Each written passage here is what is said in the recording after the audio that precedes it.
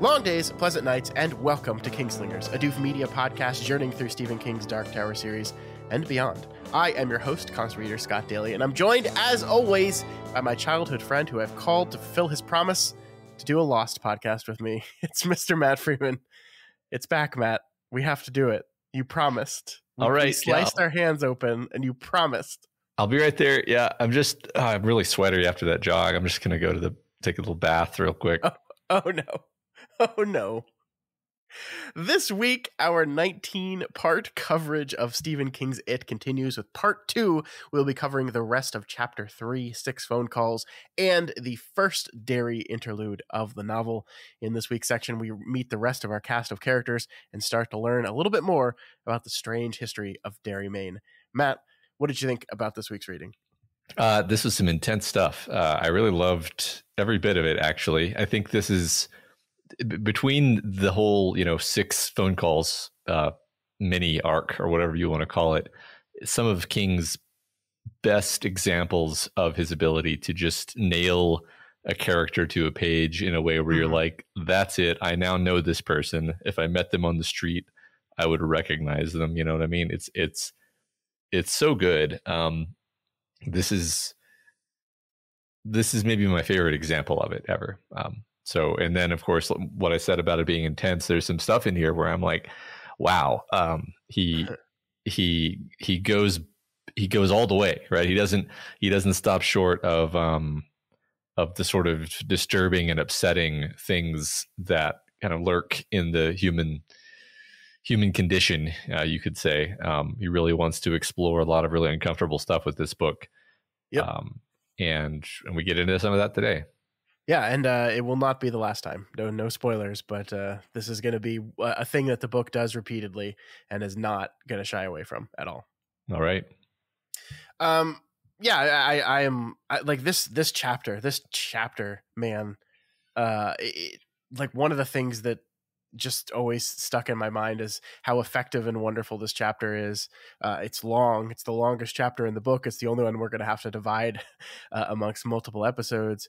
But I agree with you. It is a masterclass in characterization. And, it's kind of remarkable to me. We are now 180 or 60 something pages into this book after this week's reading, and nothing has happened. I mean, like things have happened, right? There's been our inciting incident. We got to see the death of Georgie. We got to see the death of Adrian Mellon. And we've met our big cast of characters, at least the main characters. But they're not in Derry yet, and they're really just starting their journey to Derry, right? They've just hopped on the plane or the train. And we're almost the length of a novel into this book already. And so it's kind of one of those things where, like, if you sit back from it and remove your Stephen King fan persona from you for a second, you're just like, how does he get away with this? Like, how? And I think it is exactly what you're talking about with just the effectiveness of the characterization, that like it doesn't matter that plot wise nothing has happened, because you're absolutely bought into these characters and their world. Even tiny minor characters like Tom and like Mira, who and like Audra, who basically enter the story in these chapters, and then we leave them behind, right? Like we still get time with them. Well, I mean, he's drawing you in and he's entertaining you regardless of whether it's following somebody's classical definition of what a plot should look like. It almost makes me ask, like what is a plot really? Because yes, it's not obvious to me exactly how everything ties together, but that's okay, right? I mean, I guess one funny thing is, like, I know due to osmosis that we're going to be following around these characters as they were kids, and it's just funny that there's kind of no indication from the book that that's the case yet. But I'm sure the transition will be flawless. That's fair. And I'm glad you said that, because that is one thing I wanted to focus on this week, just generally, is this idea that, yes, this is going to be a book, spoilers for people that have not read it yet and are following along with us for the first time. This is going to be a book that jumps back and forth between these characters we meet on these 6 phone calls as children and the experience they went through in the year 1958, and as adults and the experience they're going through in present day at the time of the book, which is 1985. We're going to jump back and forth between these two times repeatedly throughout the novel. I think importantly, though, and I think this does matter, with the exception of Bill, who we met briefly in the first chapter of the story, we meet all of these characters as adults first. And I think that matters, right? Like we're not meeting them as their child version of themselves and then seeing that child version growing up. We're seeing the adult version first, and then we're going to see what they were like as kids. And I think that's important because this is a story about childhood, certainly. It's a story about, you know, the traumas that we experience in childhood and how those things define our lives. But it's a story about remembering those traumas. It's a story about re-experiencing those traumas as an adult. And so it matters that the first time we meet these characters is their adult versions of themselves. That's really interesting. No, that's totally true. And I guess I'll pay attention as we eventually meet their child selves, what impression I have of them going into that and how that influences my thoughts about their character. Yeah. No, let's definitely talk about that as we go. I think that's really important. Yeah. All right. A couple quick announcements before we get into it. One, not really a correction, but just a something we didn't talk about last week that we should have. We talked a lot about the death of Adrian Mellon, and we talked about the politics and the politicization. Can't talk today of the death of a gay man. The thing I failed to do was mention that the death of Adrian Mellon in this novel was actually based on a real life hate crime murder of a gay person in the town of Bangor. Back in, I think it was 81 or 80. And the kind of the events that happened to Adrian Mellon in this book are based very, very closely off of the real life death of Charlie Howard. You know, it's weird. That's something I knew. I definitely knew that. I had read that before, but it did not occur to me. Like, you know, you get so focused on the text itself and you just kind of forget sometimes. It did not occur to me. I did not remember that in the moment to bring that up on the show, but we had plenty of our listeners to remind us of that. And I do think it's important to talk about, especially when we're talking about the context of the choice to, you know, make this political statement in your book this early on, that this was based on something that really happened in Kingstown that Derry is based on. Yeah, I didn't know that at all, actually. So thanks for letting us know. Yeah. So thanks everyone. And I do mean everyone for letting us know, because we got so many different people pointing that out. Thank you for keeping me honest. And that certainly does matter. And it does, I mean, I think it does kind of put a different lens on some of the complaints around this character death at the beginning of this book, because there are some people that said he was kind of mining a real life tragedy for entertainment purposes, you know, to put something into his horror novel in this way and exploiting it in a way. I really don't agree with that, because I think the way Adrian Mellon's death in here is handled with like care, and it's appropriately somber and awful. And it is, you know, because textually this is King kind of pointing out the way towns like this tend to bury unfavorable events like this. By drawing attention and pulling from a real life event in his hometown, he's kind of saying, we have to own this. This is something that happened to us. And my writing about it and pulling those details is kind of saying, I don't want this to be forgotten either. Yeah, right. I mean, it seems to me that one of the roles of the artist is to find upsetting things about the world and draw out of them what is universal and use that for the art, and to try to gain some meaning out of this horrible thing that happened. I mean, I guess there's a way to phrase that to make it sound crass and commercial, but I think if you tried to insinuate that doing doing that in general is bad, then it's like, okay, I think we lose most of our art. You know, so yeah, no, definitely. So yeah, that's that. Just wanted to make sure we mentioned Charlie Howard and his death, his horrible death. That, like I said, basically, you can go read about it if you want, Matt. But it basically, with the exception of the scary murder clown at the end of it, it basically mirrors exactly what happened to Adrian Mellon. Okay, interesting. Yeah. The other quick announcement we have is we have a long-awaited episode of our Other Levels of the Tower series coming out next week. We basically ended up skipping a month. We skipped the month of June due to just all the terrible scheduling conflicts we have with Matt on vacation and with me on vacation. We basically were down to 2 weeks of recording for the entire month, and we just weren't able to get it in. So we're going to be picking it up next week. We're doing the most recently released version of Children of the Corn. So that'll be available on our Patreon next week. So sorry about the delay and the skipped month on that, but we're back on track now. And isn't that available on streaming on only Shudder, the Shudder platform? Is it? I haven't actually looked at that. I thought it was just available to rent because I thought it was a thing that was released like a movie. I don't know. Well, we will look this up and figure that out because, man, it's so weird when you look it up. It says 2020 because this movie technically was made. No, you can rent it. Okay. It's on AMC Plus. It is on Shudder, but you can rent it on any normal service. I think it was just that it's streaming for free on Shudder if you happen to have Shudder, which is yep. Yeah. Okay, got it. Too many fucking streaming services. I'm so annoyed. Yeah, it's funny because it's not Shutter, which you would think would be like, oh, you mean like a camera shutter? No, it's Shudder, as in like it's a horror streaming service. Yeah, it's a horror movie streaming service. What do you want from them? Yeah, no, it's perfect. I love it. Oh, I thought you were being critical of the name, but you're actually just saying it's good. The only way in which I'm being critical is that if you say Shutter, I'm going to assume you were saying Shutter. That's fair. Should I emphasize it more? Shudder. Shudder. There you go. I said both D's there. Anyway, next week, Children of the Corn available on our Patreon, patreon.com/doofmedia. I've heard this is a bad movie, Matt, so I'm pretty excited, actually. Yeah, me too. All right, let's get into it. We begin where we left off with the right in the middle of chapter 3, 6 phone calls. We've done 3 characters. We've got 3 more to go. And the first one here is our good hypochondriac friend, Eddie Kasprek. The section opens, Eddie Kasprek takes his medicine. And this was the name that wasn't mentioned last week, Matt. You know, we were going through the list of everyone that was friends.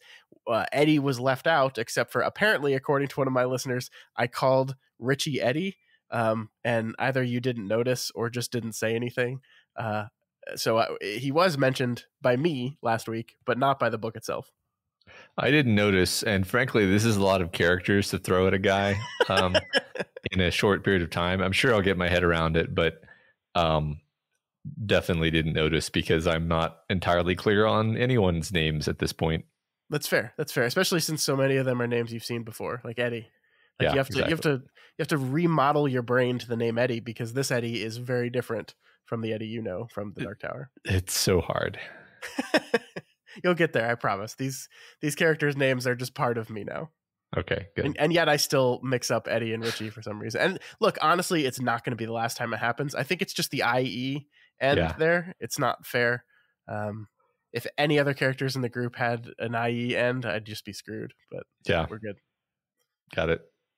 So we meet Eddie through his medicine cabinet, absolutely stuffed with every possible over-the-counter and under-the-counter remedy you could possibly think of. I love what the text says here at the beginning, Matt. It says, if you would know all there is to know about an American man or woman of the middle class as the millennium nears its end, you would need only to look in his or her medicine cabinet, or so it has been said. But dear Lord, get a look into this one, as Eddie Kasprek slides it open, mercifully sliding aside his white face and wide staring eyes. I just love the, but dear Lord. Uh-huh. Yeah, no, that's excellent. That's very fun. Hey, do you remember freshman year of college, Matt? You remember that guy? I do. I wasn't going to bring that up, but you have, so let's do it.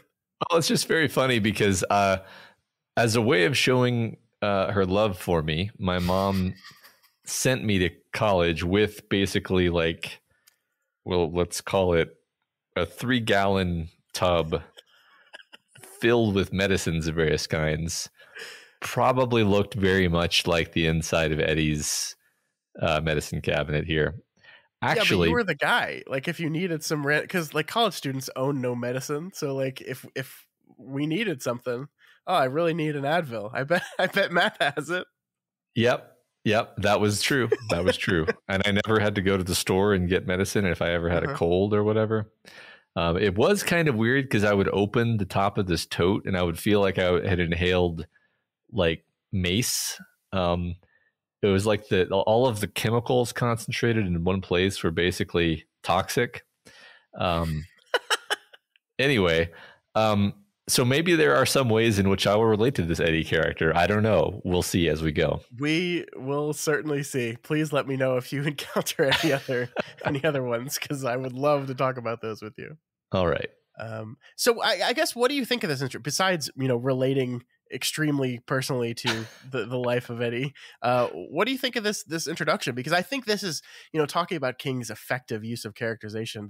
The beginning with the medicine cabinet allows us to get this very, very clear, straightforward image of who Eddie is, and then we will take the rest of this little subsection to kind of complicate that image and show that Eddie is more than just the hypochondriac that we meet him as at the beginning. But what do you think about it? What do you think about this introduction? I just think it's great writing to anchor the character in sort of a symbol, sort of a physical manifestation of the these are the kinds of choices that he makes.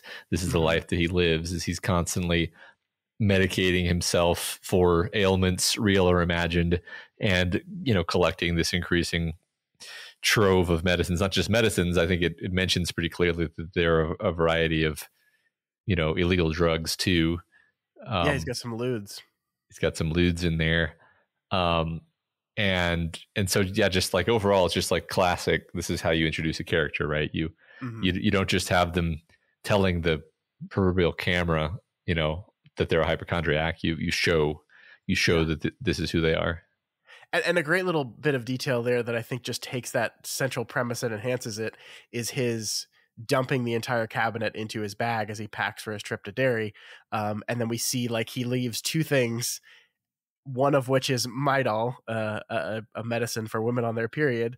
And then at the end eventually dumps that in too, just in case, right? Like that's the perfect little bit of characterization there, right? Like it's just like, this is a guy who is even going to take the Midol, because you never know. You never know. You might need it. Better be safe than sorry. Yeah, it's wonderful. Yeah, I don't think I had any Midol in my tote. No, I mean, look, it is an effective medicine. Like it's like it targets periods. Like, right, it's not like it only works for women. It just targets period symptoms specifically. And if you any person out there are experiencing those symptoms, the medicine will work for you. So maybe he'll feel bloaty and have cramps, and he'll take some Midol. Mm-hmm. Sure. Yeah. I mean, it's an interesting idea, right? Because, and I want to return for a second to like what you actually read there about how that, you can know all you need to know about a person by their medicine cabinet.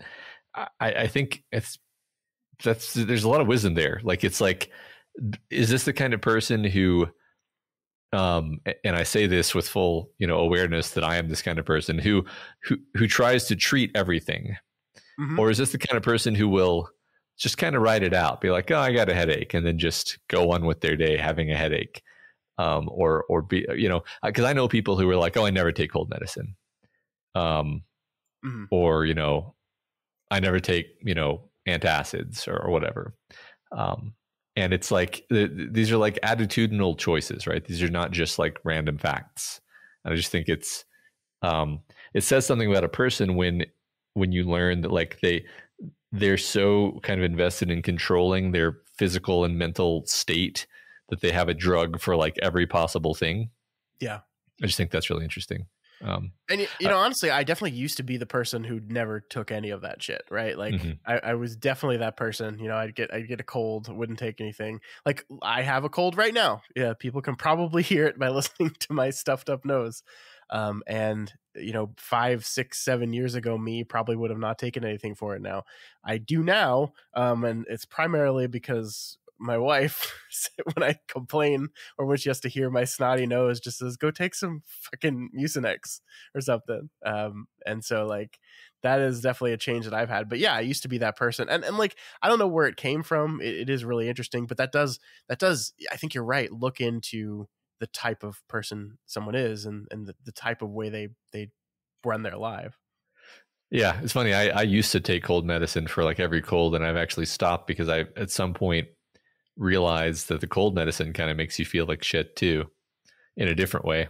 I was Yeah. like, well, maybe I'd rather feel like shit just from feeling like shit than feel like shit because the medicine makes me feel like I'm losing my mind or whatever. Yeah, I don't take any over the counter stuff that makes me drowsy. Like, I hate it. I would rather feel sick than feel like the feeling I get when I feel medicine making me drowsy is like my least favorite feeling in the world. I hate it so much. Even like Dayquil makes me feel really weird. I, like there's like so I was gonna say, like, at first when we talked about the fact that he has ludes in his cabinet, like I thought the gimmick with Eddie was going to be that he's like a massive drug addict, much like our other Eddie. But that's not really what we're doing with this character. No. It's about his unhealthy relationships with human beings, but it is definitely also about this kind of anxiety, this kind of like generalized anxiety that is also manifested as a need to control his health, right? And like having medicines gives you control not only of your body but also of like your mental state, right? Because anyway. Yeah, I mean, I think it comes from a place of fear, and I think Eddie realizes that by the end of this chapter, right? It's just he's afraid of everything, and the women in his life are as afraid, if not more afraid, than he is, and that's what's dictating this obsession with medicine. Yeah. So Matt, it's here that we meet Eddie's wife Mira, an extremely long woman, extremely large woman crying at her husband. So I have to say this. We have to say this here. I think I'm not making a false statement when I say that Stephen King is not usually very kind to overweight people in his writing. And I think that's especially true when we're dealing with fat women. And I think this character is no exception. You know, we learn almost immediately that Eddie has, in essence, married his mother.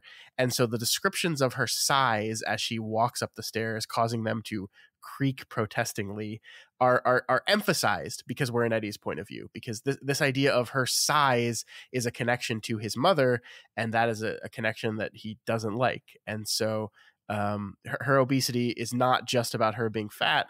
It's about her being more and more like his mom. And so the complexity of that relationship, I think, charges the text a little bit. And I'm not trying to excuse Stephen King here. I just say, like, the reason why the text is so cruel to her and specifically to her size here is because that relates very specifically to Eddie's whole deal with his mom.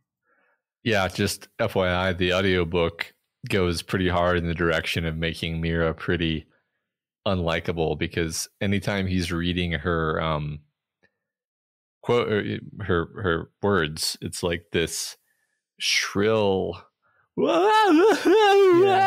like, oh my god, like it's like a drill, and it just makes you kind of immediately dislike her, which is interesting, because I end up not disliking her. Like, so I want to say up front, like, I think the automatic assumption that you make when the character is like, oh my god, I married my mother, and then you have Mira spending the whole chapter shrieking at him, is like, oh, okay, I get it. I get what we're doing here. This is a character who feels browbeaten and defeated by his wife, and this is a bad situation that he wants to get out of. And it's like way more complicated than that. Like, he actually loves his wife, and he actually loves his mom. It's just he also is able to sort of admit the fact that it's kind of unhealthy for him at the same time. I think we're going to see echoes of that in Bev's chapter too. Yeah, no, the complicated relationship between someone that is kind of destroying your life or enabling your worst tendencies, but while also feeling a sort of love towards them, I think is definitely here for sure. And you know, I mean, we can speculate the same feeling could be, you know, reached out to his mother as well, right? This is a woman who he has such a complicated relationship with, but there is real love there as well. For sure. And I love that the complicated nature of that. It's not just breaking free from something bad. It is that, but there's a lot of emotions mixed up in it. Right. So Eddie is going back to Derry, and that leaving Mira in charge of driving Al Pacino. Eddie, as we see, owns a limo company in New York City, and it seems like a pretty successful one if he's driving around guys like Pacino. But Mira is worried about this because she hasn't driven in a while and doesn't know if what he'll want or anything. I don't know. What did you think about this Al Pacino stuff? I just thought it was very fun, the idea that she's very worried about having to drive Al Pacino, and you just, it also sort of causes you to imagine the scenario that's going to happen after Eddie leaves, where now she's going to have to go drive Al Pacino around, and I'm sure we're never going to see that, but it's a very funny idea. It is, and like I was actually really curious because like I was like, I wonder like what was Pacino's career like at this time. Because obviously in the 70s he was in the Godfather films, and that was very good for his career. And I think 83 was when Scarface came out, which was very good for his career. But I think that after that, the 80s weren't great for him. So he's like definitely like a big name, but not like a huge name. And so like, I don't know. I thought it's like believable as something that these characters are, oh, we're going to drive around Al Pacino, but not like, oh my God, this is the biggest star on the planet. Yeah, in the mid 80s, he starred in a film called Revolution, which has a 10% on Rotten Tomatoes. One of his biggest disasters. Absolutely.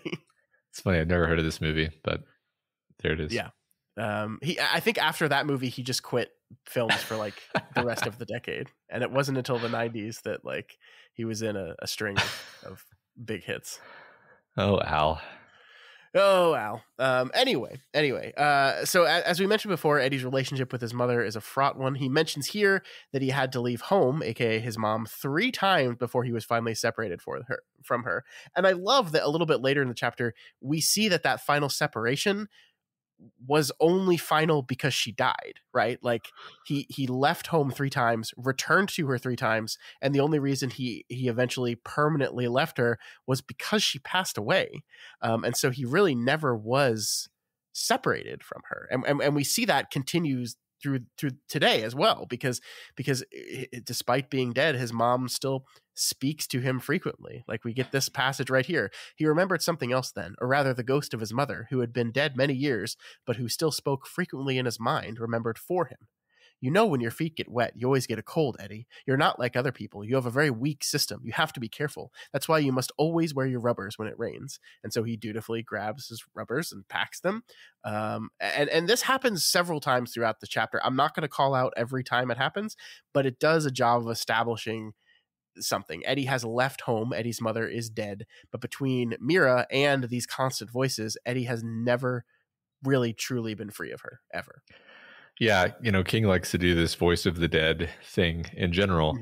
Mm-hmm. But it's interesting that he seems to constrain it to just this one character in this book, as far as I can recall, at least so far. Mm-hmm. And, another just note kind of thrown in here, I guess, is this is one of our characters where we are actually getting their POV, right? Yeah. I feel like we definitely need his point of view to kind of get where he is in his life. I feel like I understand and vibe with King's choice to do this character with the point of view. Other characters, we can kind of see where they are from the outside, but this one, I think it would maybe even lead to the wrong impression if we saw this all from, for example, Mira's point of view. I agree. I totally agree with that, because I mean, if you think about what the chapter would look like from Mira's point of view, I think we would get the hypochondriac stuff, right? We could even maybe get the idea that he married his mother. You could still characterize that in a certain way. But like, I think the most important aspect of the fact that Eddie married his mother is that he's aware of it, that he knows it. And as we move into this next part, that Eddie kind of also knows he's not near as weak as he thinks he is, or that he's been kind of pushed into believing he is. Like that this is one of the most fascinating things to me about this whole thing. We see Eddie kind of think back to his childhood and think back to a scene with his mother where she was like screaming at his PE coach that Eddie cannot participate in physical activity due to his asthma and his other weaknesses he has. And we see here right now at this point in the book that this is all kind of bullshit, that the coach knows that this is bullshit, that Eddie, when not around his mother, loves to run and jump and climb and play and does not seem nearly as fragile as his mother seems to make him out. The word psychosomatic is used here as the coach kind of discusses this, that he's talked to Eddie's physician as well. And I think, back to your point, it matters not only that this is the truth, but that Eddie is aware of this, that he knows that this is the truth. Somewhere deep down, he knows that this is all kind of bullshit, and it's something that's been imprinted on him and not what reality is. Yeah, I think that's really great. I thought it was very interesting and cool that the coach actually at least tries to have the kids back and kind of stand up for him and let him try to be just a normal kid, but his mom just won't let it happen. Yeah. And frankly, I was a little surprised. This is one of those things that reading this book multiple times, like you know the details of the story, but you kind of forget where they go. Because like I was surprised that the psychosomatic nature of Eddie's issues was introduced to us this early in the book. I thought this was more of a saved reveal for later in the story, but no, it's right here, right at the very beginning of his introduction as a character. We are injecting the idea that these things that he experiences, the constant feelings of weakness and sickness, are all in his head. And that's really interesting. Yeah, I think the King has really made me understand that big reveals are kind of overrated, because like, what do you gain? What do you really gain by not understanding what you're doing with the character until later? You know? Yeah. Well, and the fun question here is, obviously Eddie is on some level aware of this as an adult, and yet it hasn't really stopped him from living this way. And so the question becomes, okay, well, we're seeing a scene with the coach here where Eddie's a kid. What was his reaction at that moment in time? And how was that idea kind of beaten out of him by his mother, since it obviously was? That's the fun of the reveal, is how it impacts the character, not what our knowledge of it is. Yeah, right. Why was he not able to just kind of shake this off and have a more normal life? I really love the writing here too. It says Eddie runs quite fast. He runs quite fast when you're not here. He runs quite fast when there's nobody around to remind him of how delicate he is. And I see his face, Mrs. Kasprick, that he knows, even now at the age of 9, he knows that the biggest favor in the world he could do himself would be to run fast in a direction you're not going to let him, Miss Kasprick. Let him run. And that's kind of all built as like a run-on sentence, right? It's There's no punctuation there. It's just kind of word vomit coming out of his mind as he thinks about this whole thing. And so we see here that Eddie, even at 9 years old, knows, and yet he doesn't run. And further, he marries Mira, knowing that she is just more of the same. Like, again, I think the important thing is he's aware of this connection to his mother. He's aware that he's marrying a woman that is very much like his mother, both in physical appearance and in behavior. And he still makes the decision to do it anyway. The old ways and habits had simply been too strong, is what the book says to his decision to go ahead and marry her. Yeah, exactly. There's a pattern forming around these characters who are dominated by their old habits. Yeah, there is. But I also find something really unique in Eddie here from the 3 characters we introduced before. Because Eddie now, despite all this, the inability to run away, the inability to leave that has haunted his life throughout of it, not able to leave his mother, not able to leave his wife, he's leaving now, right? And that's an interesting wrinkle, because for the other 3 characters we've met so far, the return to Derry is just this horrifying, horrible, terrifying thing.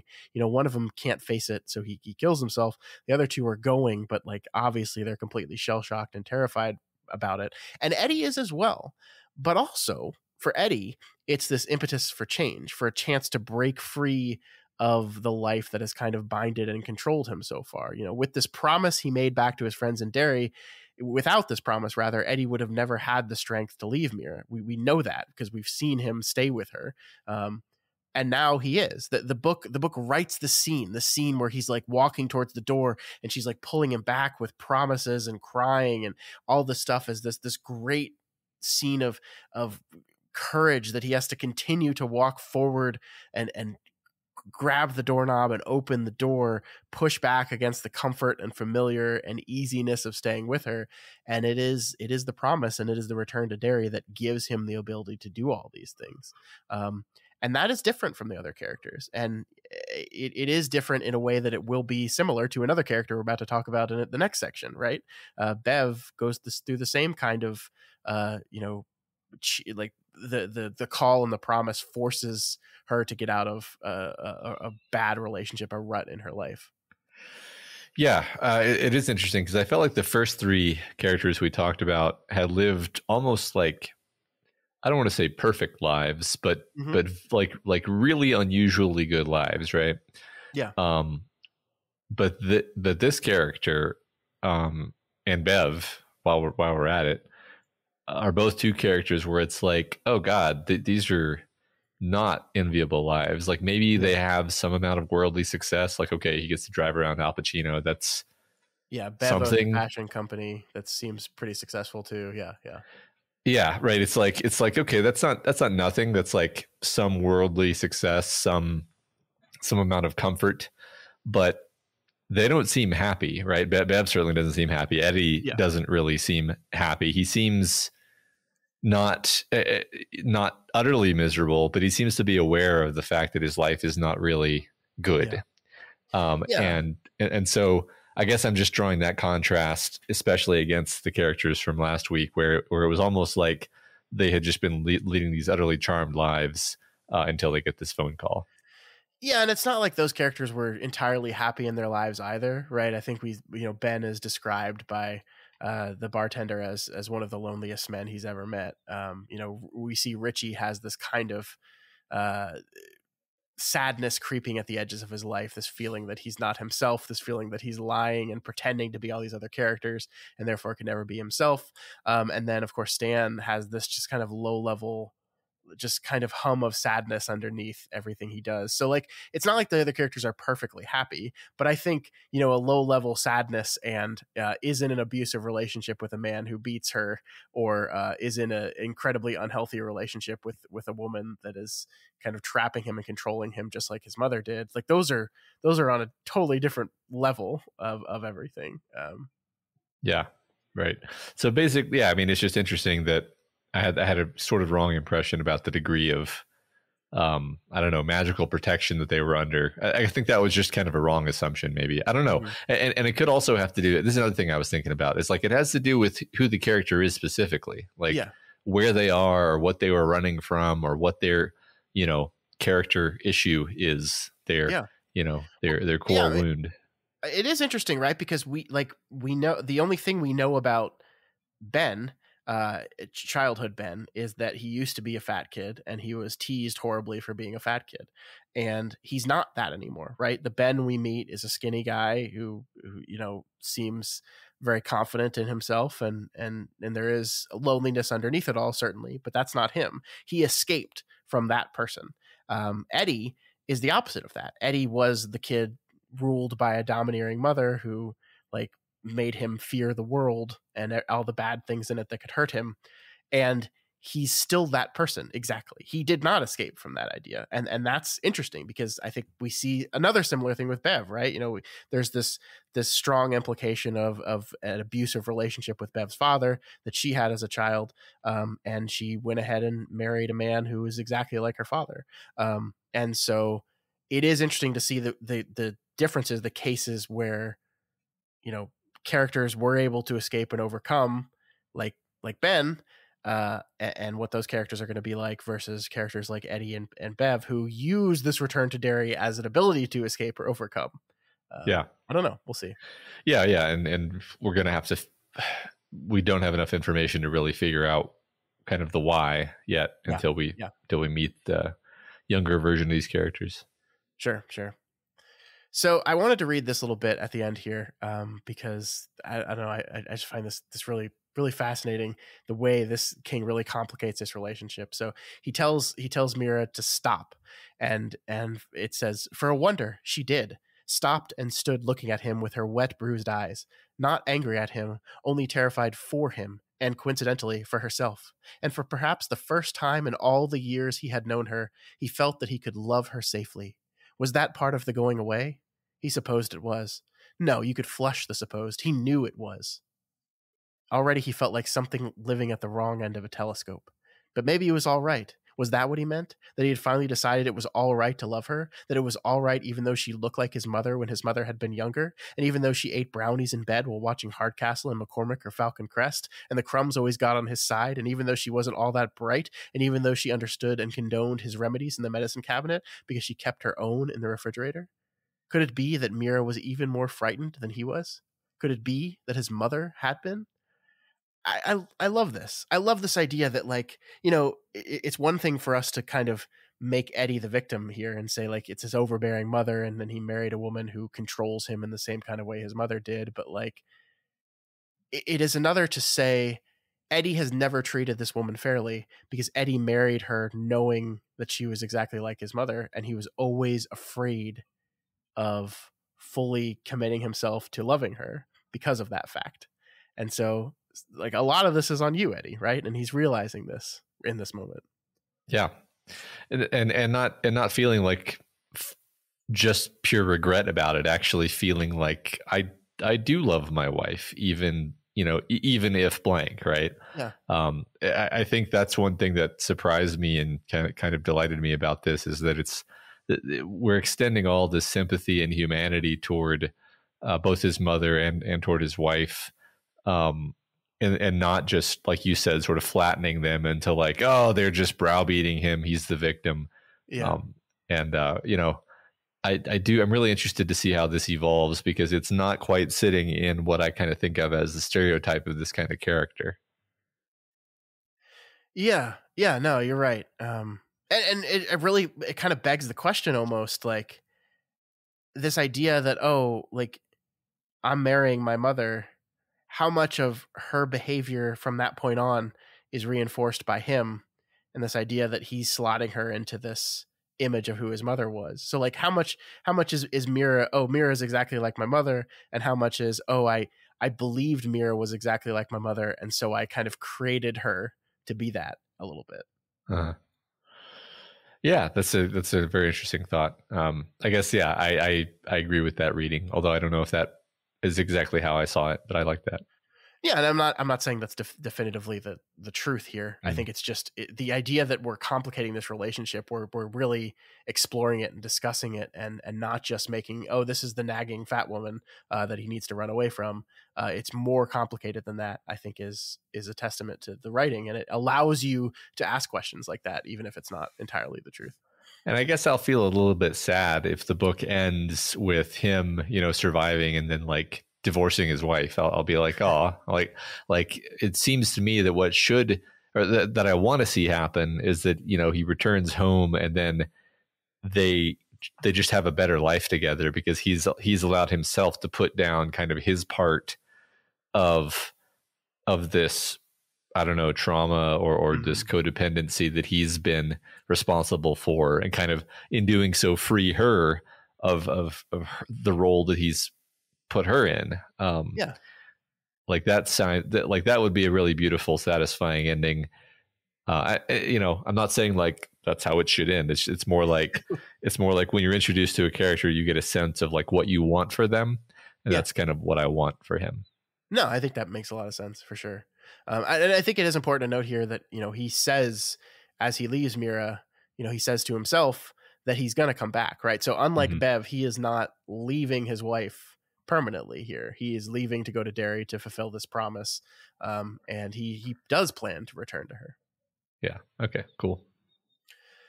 So Eddie has one final Derry flashback before the chapter ends. He's at a shoe store, sticking his foot into a shoe-fitting fluoroscope when his mother screams at him to get it out of there, spooking him and making him fall backwards. Of course, she's there to catch him, but catching him from the risk that she caused. Matt,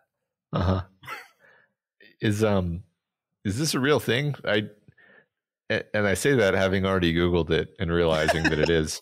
Yeah. But I didn't realize there were just like extremely powerful X-ray machines in shoe shops. Yeah, you could just stick your foot in it and you could see your bones.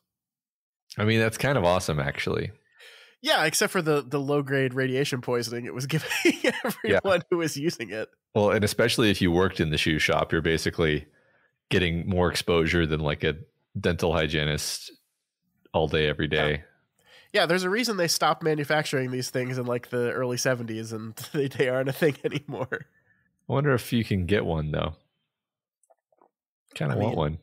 What would you do with that, Matt? I'd just have it around, just have it in the living room, and people would be like, "What's that thing?" And I'd be like, "You want to see your bones?" It also is the kind of thing that seems like a gimmick more than it seems like a thing that's actually useful for telling if a shoe fits you. Like, I feel like putting on the shoe and walking on the shoe is enough. You don't need to like see your bones and how your feet bones are fitting in the shoe. I kind of agree. Yeah, kind of agree. Anyway, the point here is that he's looking through this thing and his mother freaks out about it. It is kind of ironic that she was kind of right about it because these things really aren't safe at all. But yeah, like she freaks him out and he trips. And God, I love this section right here. And hadn't he thought with a kind of mad joy, I'm going to fall. I'm going to find out what it feels like to fall and bump my head. Goody for me. Hadn't he thought of that? Or was that only a man imposing his own self-serving adult ideas over whatever his child's mind, always roaring with confused surmises and half-perceived images which lost their scent of their very brightness, had thought, or tried to think? Either way, it was a moot question. He had not fallen.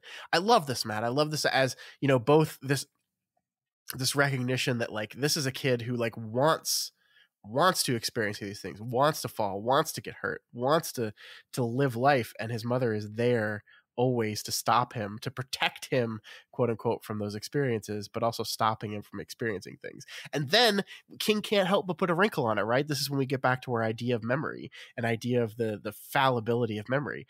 Did he actually think that in the moment, or is this just his adult brain adding things to it that he thinks now? And there's no answer to that question, of course, but just by posing that, it makes you wonder about all this stuff. Yeah. No, I love that. I mean, I love this paragraphs. I remember noticing this the first time I read through and it really jumping out to me that this sentence, a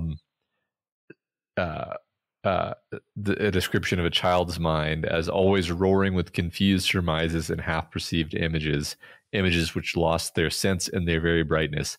I was like, wow, that just nails the experience of being a kid, where like it's just incredibly confusing. It's just this like flux of chaos so much of the time, and you're just kind of riding the wave. I thought that was like one of the best descriptions of kind of what it feels like to be a kid that I've ever read. Yeah. No, I agree with you. That is one thing that is absolutely true for this book for me, on my adult rereads, is that it just manages to perfectly capture the feeling of being a child again, and capture it from that very specific perspective of remembering that feeling. It's one of those things that you can never experience, but I think it is quite unique reading this book throughout time. Like the first time I read it, I was not too much older than the characters were when they were children, and this time at 37, Matt, we are basically the age of the characters now. I think we're like a year or two older than the adult version of these characters, but like we're basically at the same age, and it's a very, very fascinating, different experience to read it now than it was then. But every one of those times it's like, oh yeah, like you've captured it. We've talked about King with this before, this ability to capture this feeling of being a child. I don't quite know how he has good enough memory to be able to summon up these feelings and make you not only feel like you're reading the experiences of a real kid, but like, oh yeah, this reminds me of what it was like when I was a kid. Sure. Yeah. I think it has a lot to do with the fact that we tend to flinch away from uncomfortable memories, and it's kind of the whole thing this book in particular is about. Like, I feel like this book is kind of going to be the skeleton key for understanding how and why he's able to do that, because the whole book is about the idea that your childhood memories are locked behind this veil that's meant to protect you. Like that's the magical thing. That's the supernatural conceit of the story. But also it's like, yeah, no, really though, The reason why you and I have trouble remembering our childhood memories is because a lot of them were pretty unpleasant, probably. Uh-huh. Even if it's like not objectively a terrible thing that happened, Yeah. it's still awkward, painful. You feel Yeah. like you don't fit in. You're Uh-huh. lonely. You're bored. There's a lot of there's a lot of that. There's a lot of that. Yeah. Like even just sitting here, kind of forcing myself to think about it. I'm like, oh yeah, there's a lot of shit in there. I don't blame myself for not remembering it. And it's not even that it was some horrible trauma. It's just like, yeah, it's hard. It's hard growing Yeah. up. Yeah. No, you're right. You're totally right.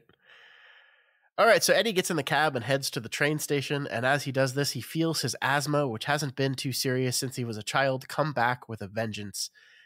With the asthma, he gets images of his past and Derry fly by him, including once again the mention of resident bully Henry Bowers. Worth pointing out here, Matt, in this moment, that all of the horrible memories of Derry our characters have experienced so far as they kind of get ready to return. They haven't mentioned our friend Pennywise the Clown once. Maybe they're still building up to it, but I thought I would just point out that the memories and the scariness and the horror and the trauma that they've remembered so far has all been mundane. It's been these bullies. It's been like and there's some darkness underneath it, but they haven't gotten to that yet. Yeah. Yeah, it's actually unclear whether they have really remembered Pennywise. I mean, Yeah. I kind of feel like our first character who killed himself did. Sure. I mean, he did write it on the wall. So, yeah. But and maybe even that one, not explicitly. Maybe it was just like the sort of vast evil of the thing was just lurking there and it just behind the veil of his amnesia. And like as soon as it was torn, it's not so much that he remembered all of the Pennywise memories as just that the knowledge of of this like stain upon the world was enough to just drive him mad immediately. I don't know. Sure, yeah. I mean, I think we see like a refrain echoing throughout all these characters of this idea that like now that they've remembered some stuff that there's just the conversation with Mike seemed to magically open these doors. And I think a lot of them say like, I could remember it all if I wanted to. Like if I really sat down to work through it, I could remember every little bit of it, but none of them are ready to do that. And it's kind of a perfect conceit for why the story is going to kind of be told to us as we move through the book, because it will be the characters like finally sitting down and working through the memories of the past. Yeah, which is what you got to do, right? That's yeah. Metaphorically, you don't immediately remember all your childhood memories just because you decided to. You might have to sneak up on some of them. Yeah, totally. All right, so we move to our second subsection of the week. This is Beverly Rogan Takes a Whoopin'. Our fifth character introduced here, and once again, Matt, you mentioned this in the Eddie chapter, but we'll mention it again here. We're in a different point of view. We don't get to see Bev's chapter from Bev's point of view, rather from Tom's, her abusive husband. So we've got a clear pattern now here if we look at this chapter as a whole, right? Chapters 1, 3, and 5 are Stan, Ben, and Bev. These are all told from an external point of view. And then we have chapters 2, 4, and 6, which are Richie, Eddie, and Bill. And these are all told from the point of view of the character themselves. And that I say that, it's not entirely true, right? Because in this chapter, when Bev finally escapes from Tom, the point of view does swap. It switches. We move from Tom's point of view into Bev's point of view for the remainder of that chapter at that point. So it kind of breaks the trend a little bit. But this is worth discussing. We've already kind of talked about it a little bit, but it's worth discussing again here. Like, obviously, this is an intentional choice. Like, it happens, and it happens in a kind of pattern like this. And so King is like, he's not just sitting down at a table and just being like, I'm writing this from Tom's point of view. Like, he's making this, he's making a choice to do this here in these chapters, and he's choosing which characters we're going to get to see inside their heads and which characters we're not. Yeah, I think that distinction might even suggest the reasoning behind why we get certain POVs and not. Like it depends on where the characters are at mentally. Like, how close you could say they are to some threshold or some resolution. The fact that Bev switches into her point of view at some point, it's like, well, maybe that's an indication of she wasn't even really Bev until that moment, and now she's Bev, and now she gets her point of view back. Hmm. Um, Yeah. Yeah. I love that. The idea that, I think it is the moment that she throws the vanity table on mhm. Tom, the moment that she pushes that over and throws it on Tom is the moment that the point of view switches from his to hers. And it is almost as if like she's taking her story back. She's taking her point of view back. She's taking her chapter back. Yeah. It's this really distinctive, powerful moment that the structure of the chapter enforces through that point of view shift. Yeah. And that's a great moment. And I agree with you. It seems like there's always a reason for it. Like we talked about the reason with the Stan chapter. We talked about the reason a little bit with the Ben chapter. And I think there's a reason here too. As we said, the chapter begins with Tom in control, Tom in the driver's seat. She is not in control of her life. He is. And so it kind of makes sense that we are seeing things from his point of view, not hers. Yeah, absolutely. And it also allows us to see that Tom sucks, right? Like Tom sucks in like the classic Stephen King asshole monster character way, where it's not just what he says and does that establishes his suckiness, but like everything that like the aura of his internal monologue, just like the way sentences are constructed when we're hearing from the point of view of Tom, it's everything. He just sucks. Yeah. Yeah, he sucks in full Technicolor. He sucks with the kind of loving depth that you really rarely see. Yeah. Uh, and that, that's again a great thing about this book is it really is a thorough exploration of this character who sucks. Yeah. He's not just a cartoon. Not that King very rarely does characters who are meant to be cartoons. Sometimes I think he might, like for the sake of humor, basically. But we're gonna get pretty deep into Tom. We're gonna feel a flicker of kind of what's the word? I don't know if sympathy is the right word. Understanding. Understanding is a good word. Where you're like, hey, okay, I see why a person would find themselves at this point in their life. Yeah. And that's part of me wants to say that's more than Tom deserves. But I think that's what the story is about is like taking people who are broken in different ways and really kind of extending them a little bit of understanding. Yeah. Yeah. I really like speaking of just the way in which King telegraphs his suckiness. I love this. Beverly glanced up briefly, shook her head to indicate it wasn't Leslie, and then looked back at the phone. Tom felt the muscles at the back of his neck tighten up. It felt like a dismissal. Dismissed by m'lady. Ma-fucking lady. This was starting to look like it might turn into a situation. And you're just like, she's on the phone, man. And you're literally yelling at her like, oh, if that's your friend, tell her to go. If that's your lesbo friend, tell her to go find a model to bang. And she's just like, it's not her. I'm on the phone. Shh. And it's like that is enough to set him off. Yeah. Like you said, the word choice, the idea of like this might turn into a situation. You're like, oh my God. Yeah. I love the detail of Tom's thumping heart here, though. Like as he's going down the stairs and up the stairs, like his heart becomes kind of the rhythm of this early part of the chapter. He's hung over. He goes to get another beer and finds that there's none left, and that pisses him off even more, and it causes his heart to continue to thump. I don't know. It's just kind of a powerful conceit we're doing here at the beginning. Yeah. It makes you. It also kind of made me hope that he would have a fatal heart attack and then just kind of end the situation. But he doesn't. We don't get that reprieve. No. So as Tom patiently, quote unquote, waits for Bev to get off the phone so he can do some domestic violence on her, he gives us a crash course in their relationship. And I can't emphasize this enough. I know we've said it, but this guy just sucks, man. Like King is so good at this. Like listen to this description of Bev from his perspective. He had known a great deal about her before she knew he had any real interest in her, and that was just the way Tom wanted it.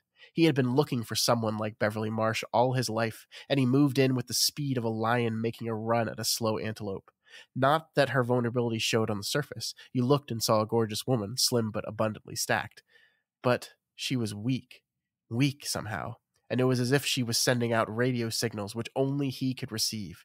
You could point to certain things, how much she smoked, but he had almost cured her of that. The restless ways her eyes moved, never quite meeting the eyes of whoever was talking to her, only touching them from time to time and then leaping nimbly away. Her habit of lightly rubbing her elbows when she was nervous, the look on her fingernails, which were kept neat but brutally short. So obviously the way he describes this relationship as hunting an antelope is horrifying, but this is one of those things that I think is also a great reason for why we're not in Bev's point of view at the early part of this chapter, because we get to see her from Tom's point of view initially, and she's defined initially by the weakness he perceives in her, and we see rather quickly that weakness is not all that there is to Bev, and not perhaps not even a majority of what there is to Bev, but we see that first. Yeah, it seems to be the case that several of our main characters do have a weakness to them. They are not, that there is a legitimate sort of character flaw that is present, but they also have this strength. They also have whatever it was that enabled them to survive and to get to this point, which I'm sure we'll see as we go.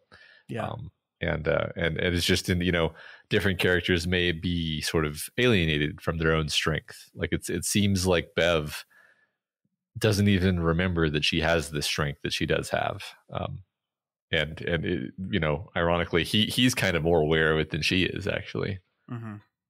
I also found, I found it really interesting, the things that he used, the evidence of her weakness, the fact that she smoked, the fact that she doesn't maintain eye contact as evidence of her weakness. I found really interesting because, I don't know. I mean, a lot of people smoke. I don't think everyone that smokes is weak or sending out signals of weakness. I also think the eye contact thing is really interesting because my wife has a friend, and I don't think she listens to this podcast, so this will be fine, but she does not look you in the eyes ever. That's just the way she is. She just will do that thing that's exactly described in here. She'll very briefly look into your eyes and then look away. And honestly, the first time I talked with her, I was kind of put off by this because I didn't understand what was happening, and I immediately wondered, oh, is this something with me? Am I making this person uncomfortable? And then I talked to my wife, and it's no, she's just that way with everyone for whatever reason.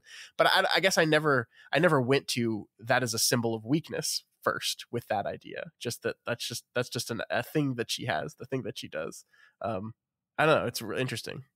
I guess my not really having thought much about it take on this idea is it's a sign of hypervigilance and fear and distraction to be unable to have a sort of healthy amount of eye contact, where if somebody were not making eye contact with me, my assumption would be that they're distracted, that they're, on alert for some threat that's coming in, and I mean, sometimes I perceive myself to be doing that. If I'm super agitated for whatever reason, I'm probably not making eye contact with the person I'm talking to.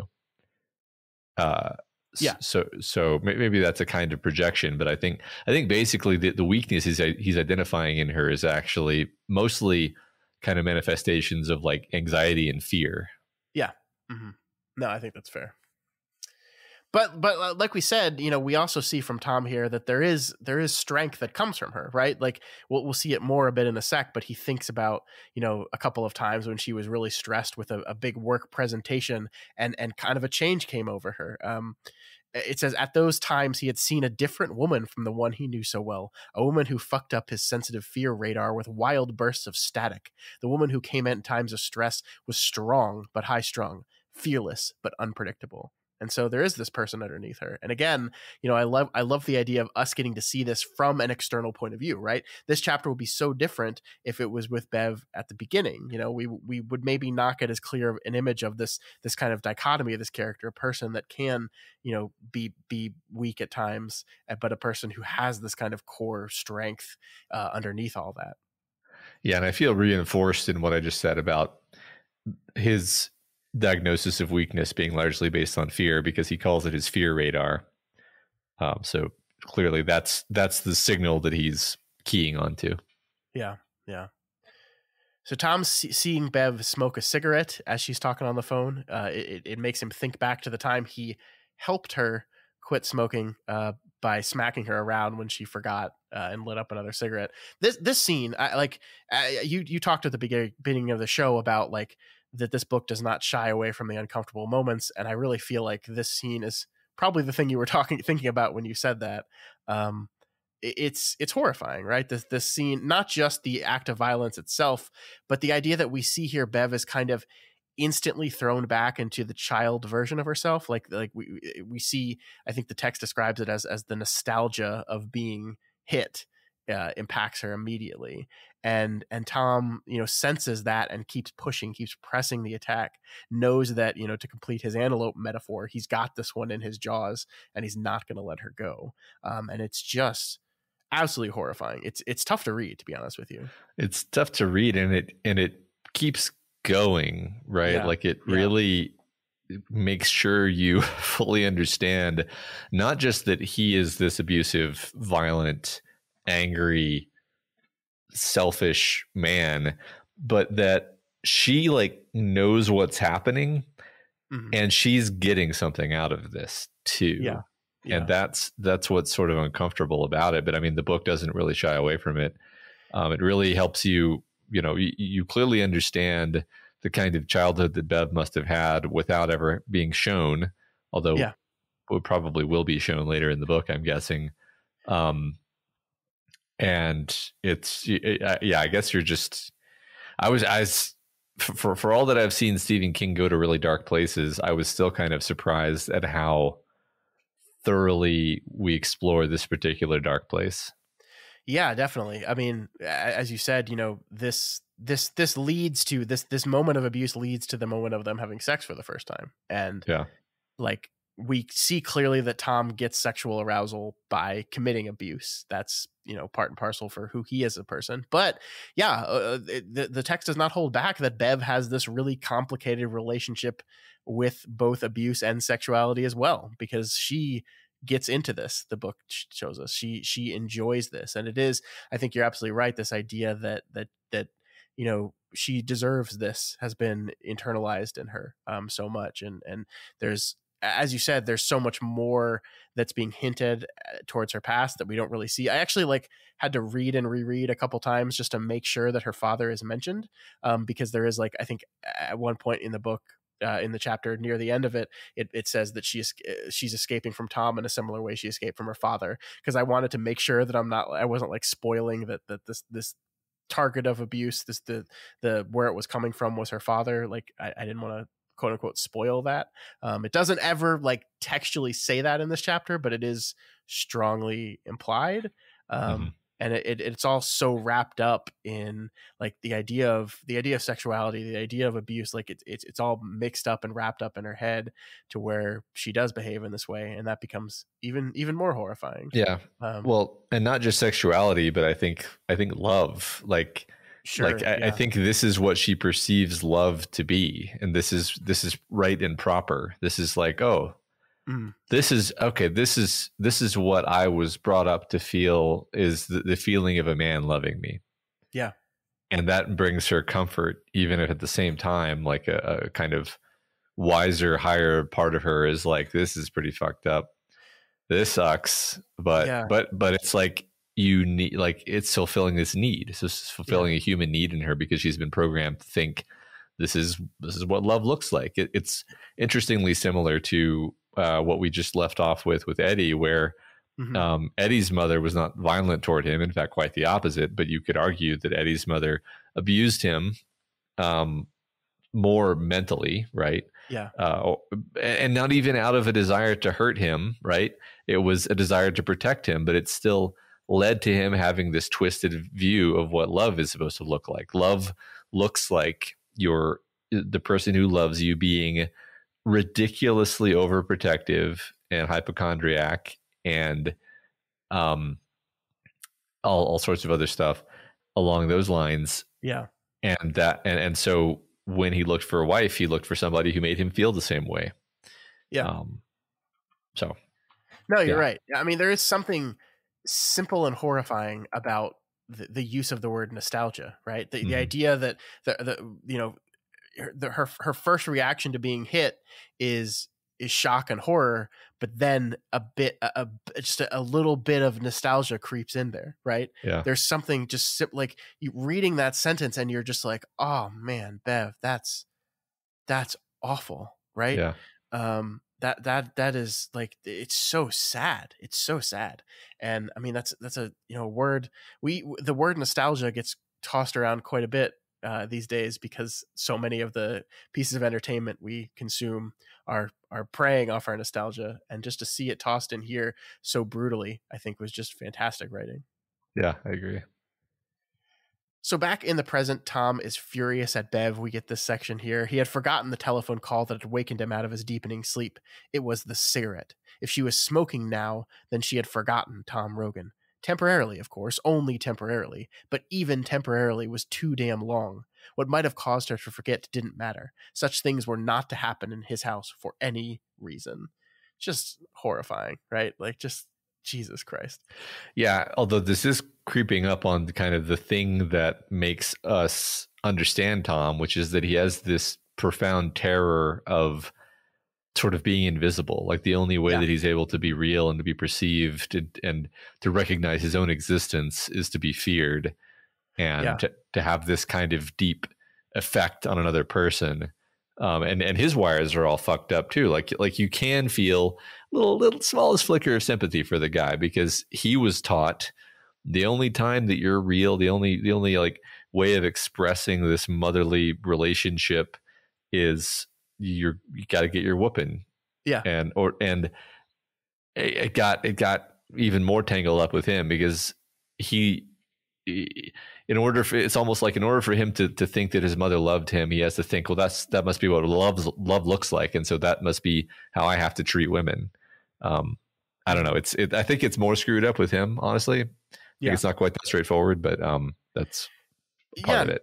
But that's definitely there. I mean, it's the cyclical nature of that thing, that he was conditioned that whooping was how one showed love, and so he thinks this is the way he shows love. And I love what you said about the being invisible thing. That's one of my favorite things in this chapter, is that refrain from him of am I even here? Like he's so used to having so much power over this woman that when he says something, when he demands something, that he has her full attention. And the idea, the even the thought of the idea that wasn't true terrifies him. Like the idea that he's not here, that he's invisible, that he's not even in the room, is the most terrifying thing to him. And he reacts by lashing out, by being violent. And yeah, I mean, like, I don't think we have to have sympathy for him. I don't think we have to be like, oh, poor Tom. But like, I do love the fact that we've taken this time. Like, we didn't have to do this, right? He could have just been, he's a character that appears in this chapter, and then we escape from him, right? He didn't have to be this person who we defined so specifically here. But it helps us understand why people are the way they are. I mean, I think that's kind of King's eternal question in everything he writes, is like, why do people behave the way they behave? People do horrifying, horrible stuff all the time. Why do they do that? And he's always looking for the answers, and the answers are usually something horrible was done to them at some point. Yeah, I think you're right. So as Tom goes to give Bev her whooping, he finds not the weak, timid Bev staring back at him, but the strong one. And speaking of his fear, I love this. All that wide-eyed nervousness was on her face now, but not just there. It was all around her, an aura that seemed almost visible, a high-tension charge which made her suddenly both more alluring and more dangerous than she had ever seemed to him in years. He was afraid because she was here, all here, the essential she, as apart from the she Tom Rogan wanted her to be, the she he had made. I love that so much. Yeah. There's a lot of really great sort of construction of sentences in this book, because that's such a sort of simultaneously strange way of saying that, and yet also very clear, and you know exactly what he means. Yep.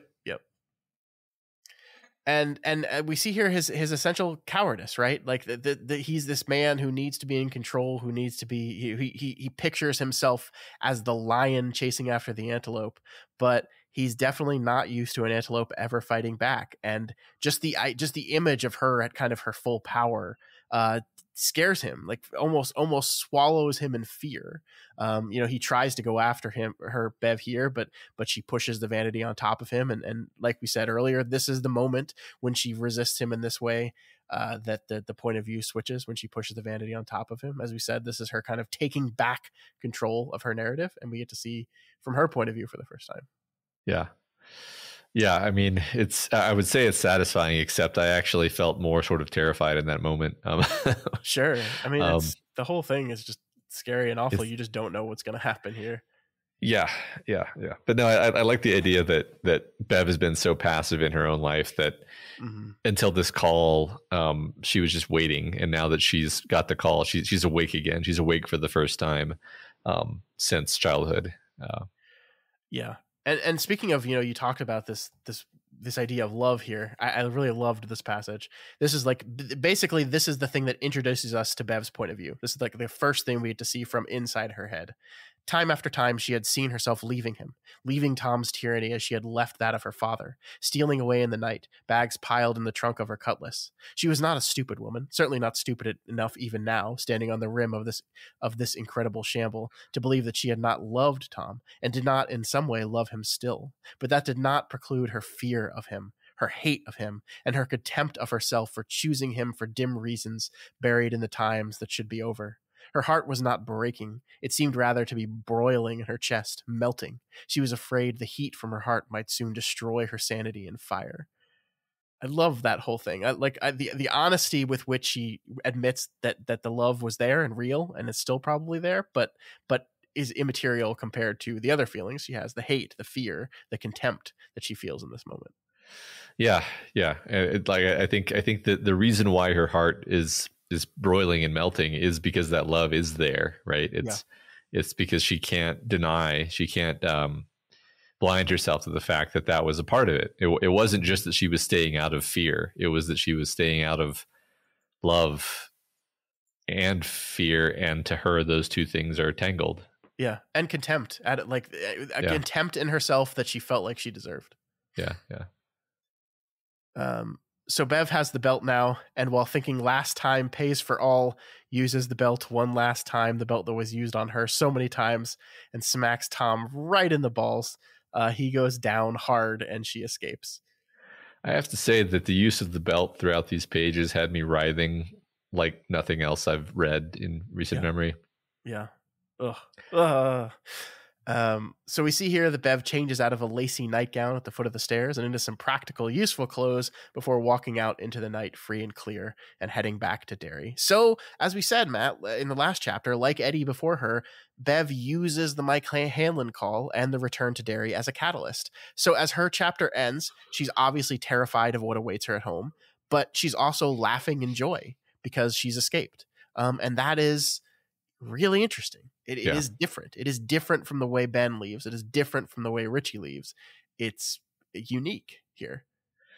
Yeah, absolutely. I think that's what keeps this fresh, right? When you got to go through 6 characters, when you got to juggle this many balls, you really need to make sure the characters are in different places, that there's very different things going on with them. And so I think it is only fitting that some of these characters are, literally kill themselves out of terror immediately. Some of them are just experiencing kind of a understandable amount of dread, but some of them are like, hell, it's probably better than what my life is like right now. Yeah. And it might prompt some kind of greater change that I'm in desperate need of. Yeah. I might be going to my death, but I might also be going to my freedom. Yeah. All right, so our final section of the chapter is Bill Denbrough takes time out. This sees us return to the only character we had actually met before, which is good old stuttering Bill, all grown up. Thanks to the other sections of the chapter, we kind of already know a little bit about Bill, right? We know he's an extremely successful horror author. His books have been mentioned by the other characters a few times. Several of them have read them, although I do love the interesting fact that, like, Bev says she had seen his books around the house several times before, and it never occurred to her that this was the same person that was her close friend as a child. It just shows, again, reinforcing kind of the magic of this memory loss is more than just your typical mundane, I'm not remembering my childhood stuff. Yeah. Yeah. I guess that was something I was mildly curious about is like, Mhm. do any of these people have a relationship with each other as adults? And it seems like the answer is no. Yeah. So he's currently over in London with his actress wife of 11 years named Audra when he gets the call from Mike. And like with our other characters, this call unlocks memories of Derry, but also causes Bill to reflect on his entire life, which is a convenient way for us to be filled in on, on who Bill is. And I think Bill is a really interesting character, Matt. I think the version of him in his adulthood, at least, is probably one of the most direct Stephen King insert characters we've ever really talked about on the show. Like we see here that Bill went to the University of Maine, check, to learn how to write, check, and finds himself struggling with the tone and tenor of the conversations that these intellectuals at university have around stories. Check. Like these are all Yeah. things that Stephen King himself has done and voiced displeasure in. And this is something I want to talk to you about a little bit here, Matt, because there are times when I wonder to myself while I'm working on the show or editing the show or even in the middle of conversations like right now, where I wonder what Stephen King would think about what you and I do here. I know he doesn't listen to the show, and I'm kind of thankful for that, to be honest. But if he did, would he like what he hears? Like, would he find us doing a valuable thing or just wasting hours and other people's time? And I think, it's moments like these that I kind of go, no, I think he'd like it. I think he'd like the direction and the tone and the tenor of what we're trying to do here, because he's not happy with the way the intellectual university folks discuss story here at all. Yeah.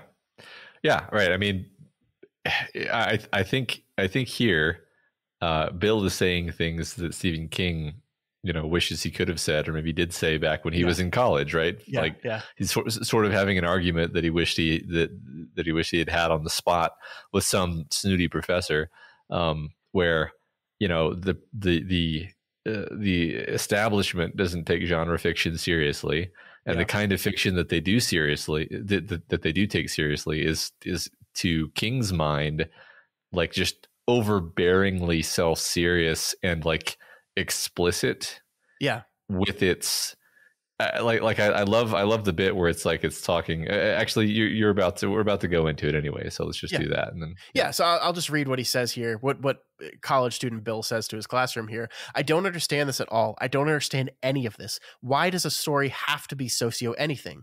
Politics, culture, history, aren't those natural ingredients in any story if it's told well? I mean, he looks around and sees hostile eyes and realizes dimly that they see this as some sort of attack. Maybe it even is. They are thinking he realizes that maybe there is a sexist death merchant in their midst. I mean, can't you just let a story be a story? And I think that's the important thing. Like, King is not saying that analyzing stories like we do is a bad thing to do. And King is not saying that stories aren't political.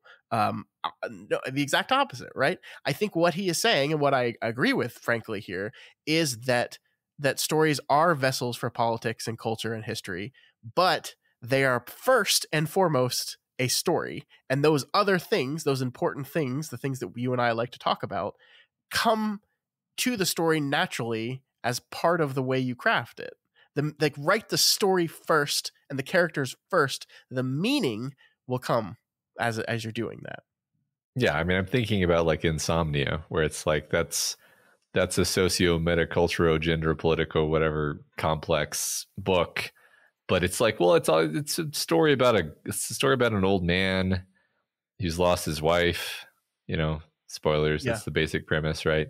And then weird things start happening to him, and abortion is a serious thing that the book tackles. The idea of what is abortion? What people have a lot of feelings about abortion, and it explores all these ideas in a very natural way that is authentic to the characters and authentic to the story that's being told in the narrative. And it is highly political. Like, it is a super political book, and so many of them are. But it's like you said, it's doing them in this way that's honest and rooted in the character.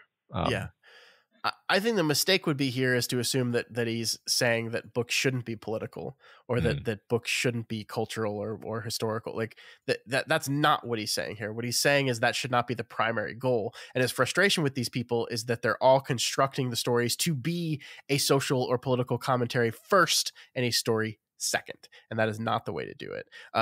My favorite story about this with Stephen King is the idea that he wrote the entire novel Carrie and didn't realize until he finished it that the motif of blood from Carrie's first period and the blood poured on her at the end are a similar thing, that are connecting this idea of blood and sexuality and growth. Like, he didn't realize that until after he finished the story, and then so on subsequent edits he really like pushed and reinforced this imagery more. But the idea that like that came naturally as part of the progression of the characters in the story, I think is the way he likes to do it. And as you said, also his frustration with the dismissal of genre as trash, as pulp, as it says in this thing, is a frequent frustration of his.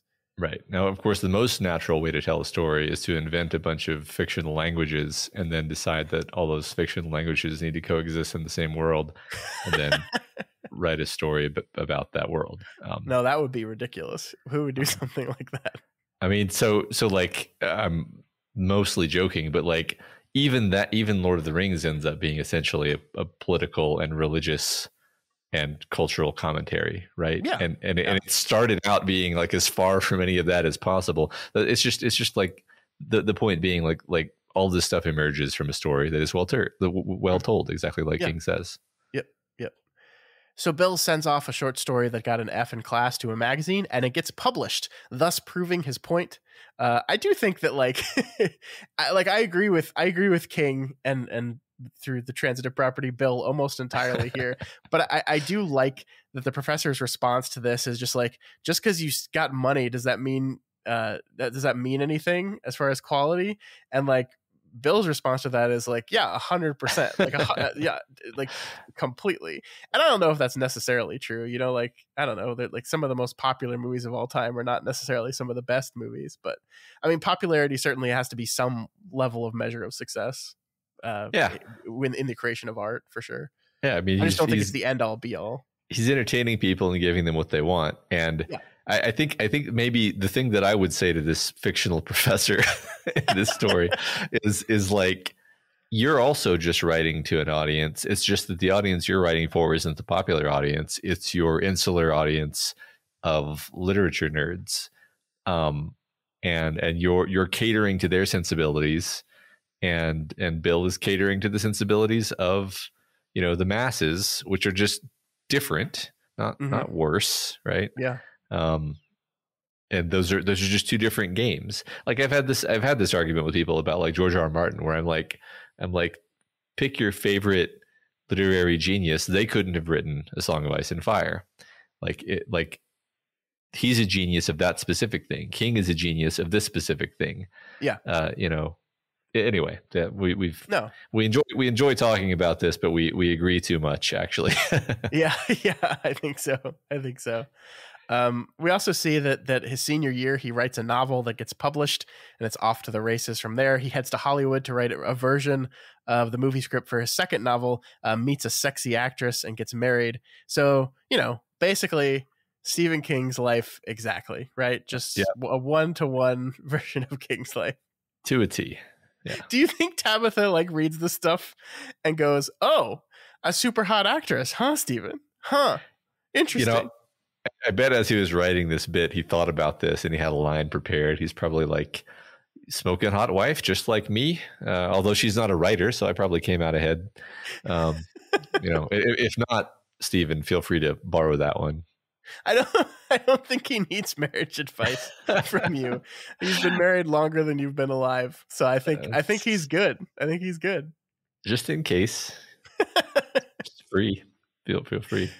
So after that trip down memory lane, Bill sits his wife down and explains to her what's happening. He points out that while he did tell Audra that he had a little brother that died when he was a child, he never really said anything other than that. I repeated a fact, he said. That was all. His name was a word. It cast no shadow at all in my mind.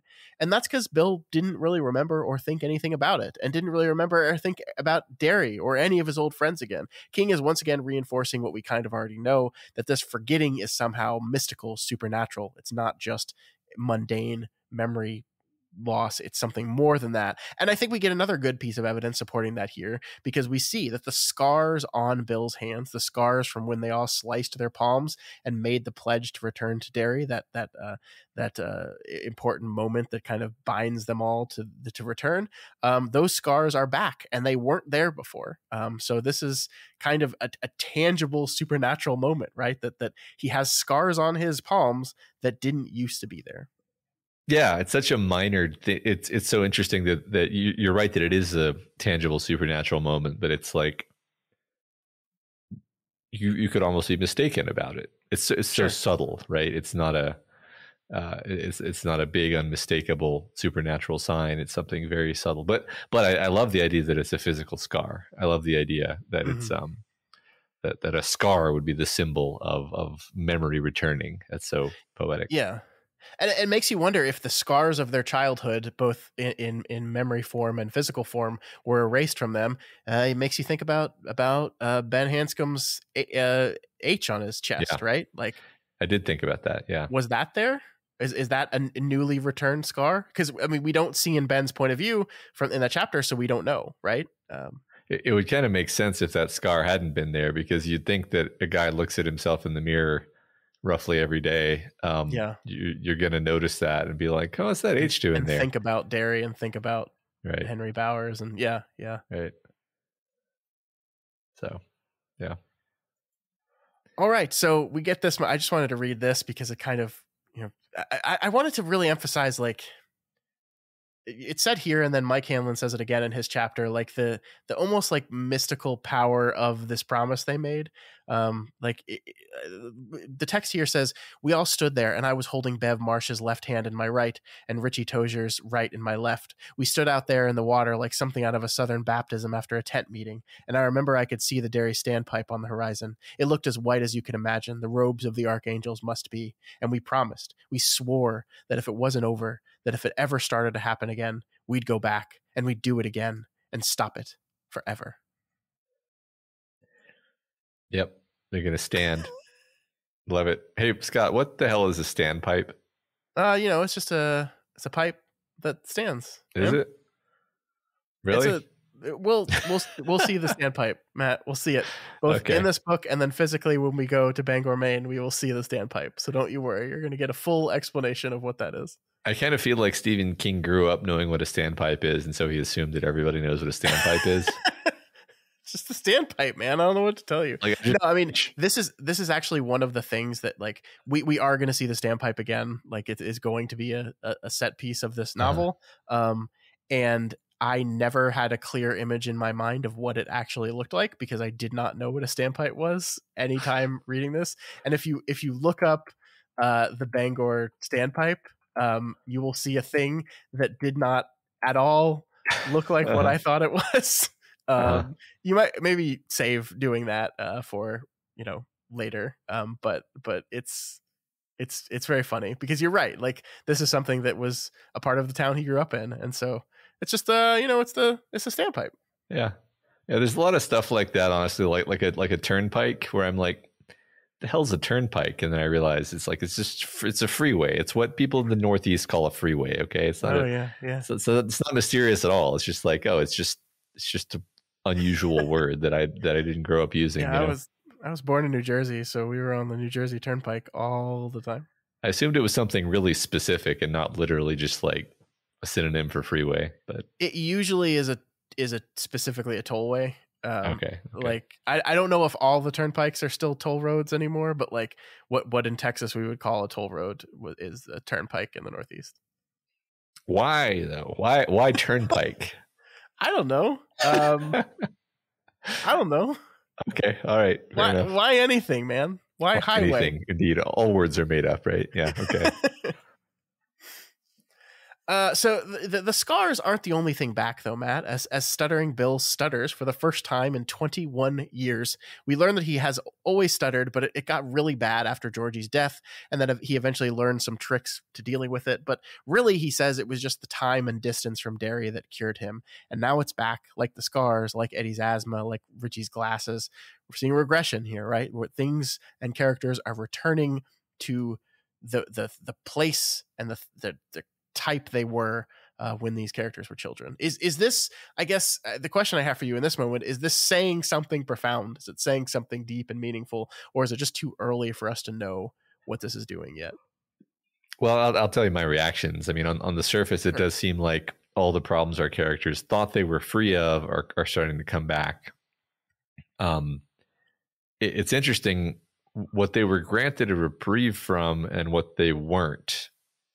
Vary, between characters, right? So like Bill loses his stutter, Ben loses his weight, Bev keeps her trauma-induced taste in men, you could say. Eddie marries his mother, right? So those two weren't spared whatever baggage they were carrying. Some of these characters seem to get off almost scot-free. Some of them seem to carry a heavy burden still, to the point that returning to Derry to face their demons is almost seen as an opportunity for them.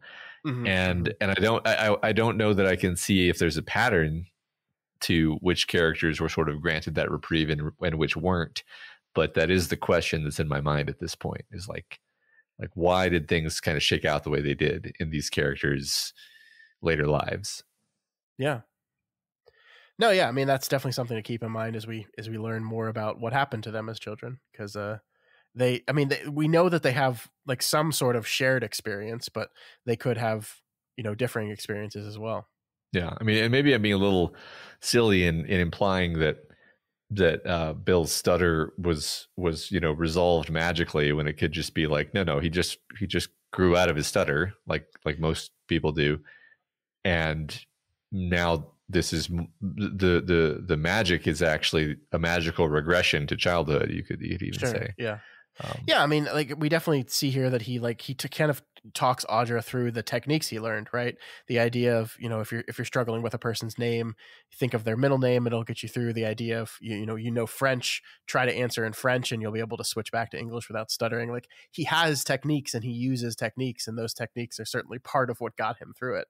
But he also seems to recognize that it is just getting away. I mean, that's we kind of glossed over this, but his move from Maine to Hollywood very early in his writing career to be part of the writing on the first draft of his novel turned screenplay was something that his editor didn't want him to do, and was something that was seen as a bad thing. But he was desperate to get away from Maine. Like he had already left Derry at that point, but he wanted to get as far away as possible, and it seems like that really helped him, at least with the stutter. Yeah, that's interesting. Yeah, but again, the unanswered question here, right, is why? Why did he lose that, and yet Eddie kept his thing? Why did Ben lose his, and Bev kept her thing? It's not an answer we have for sure. Right. Yeah.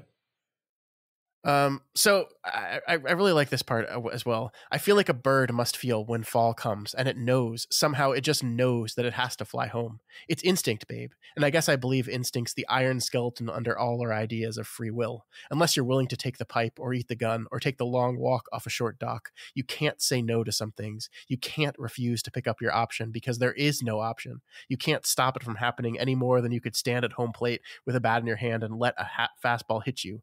I have to go. That promise, it's in my mind like a fish hook. So, we kind of talked, I don't know if you remember this, but at the beginning I kind of mused on the idea of that this book also talks about the idea of determination versus free will. And I think this is one of the first examples of that, of Bill looking at this choice to return he has here, and understanding somehow that it's not even a choice, that he doesn't have a choice here, that he has to go back, that he has to face this thing again. Yeah. That's interesting. I guess I figured that theme will be explored more as we go forward. Because he doesn't really, he doesn't really want to go back, right? He's not like it's just something that he has to do. Yeah.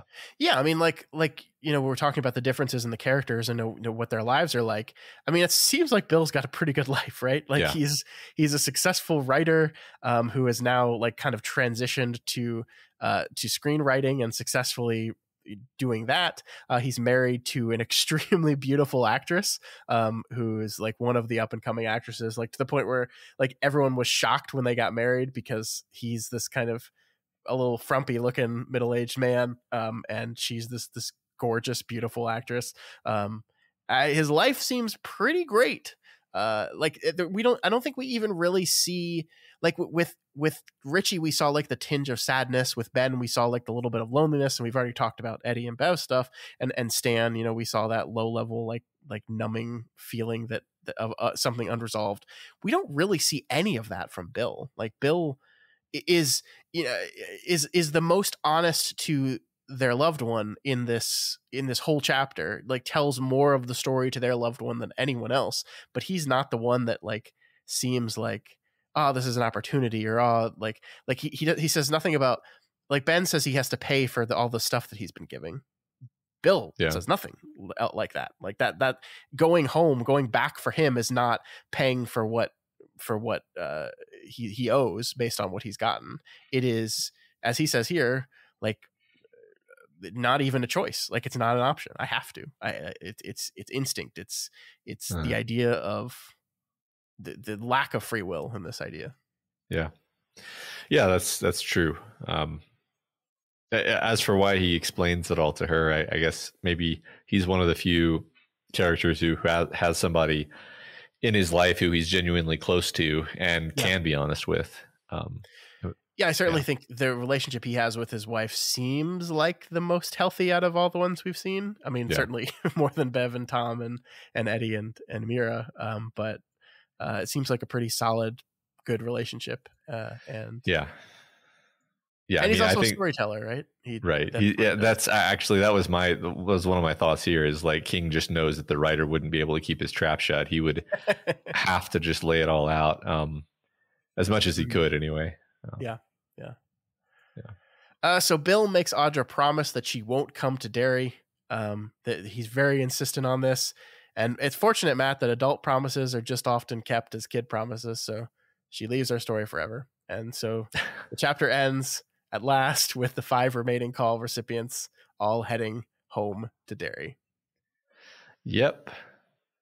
So I guess like this is a long chapter. Like this chapter was, I think, 100 and something pages. It was the majority of the book so far. And I wanted, before we move on to the interlude, us to maybe just to take a step back, since we had to cover this over 2 weeks, and look at chapter 3, 6 phone calls as a whole a little bit more. So what, I guess, I think we kind of talked about this at the beginning, but I'll let you kind of rehash what you said here before we move on. What are your overall opinions on 6 phone calls as a introductory chapter in a book? Well, I mean, it really solidified my sense of like, I get why people love this book so much.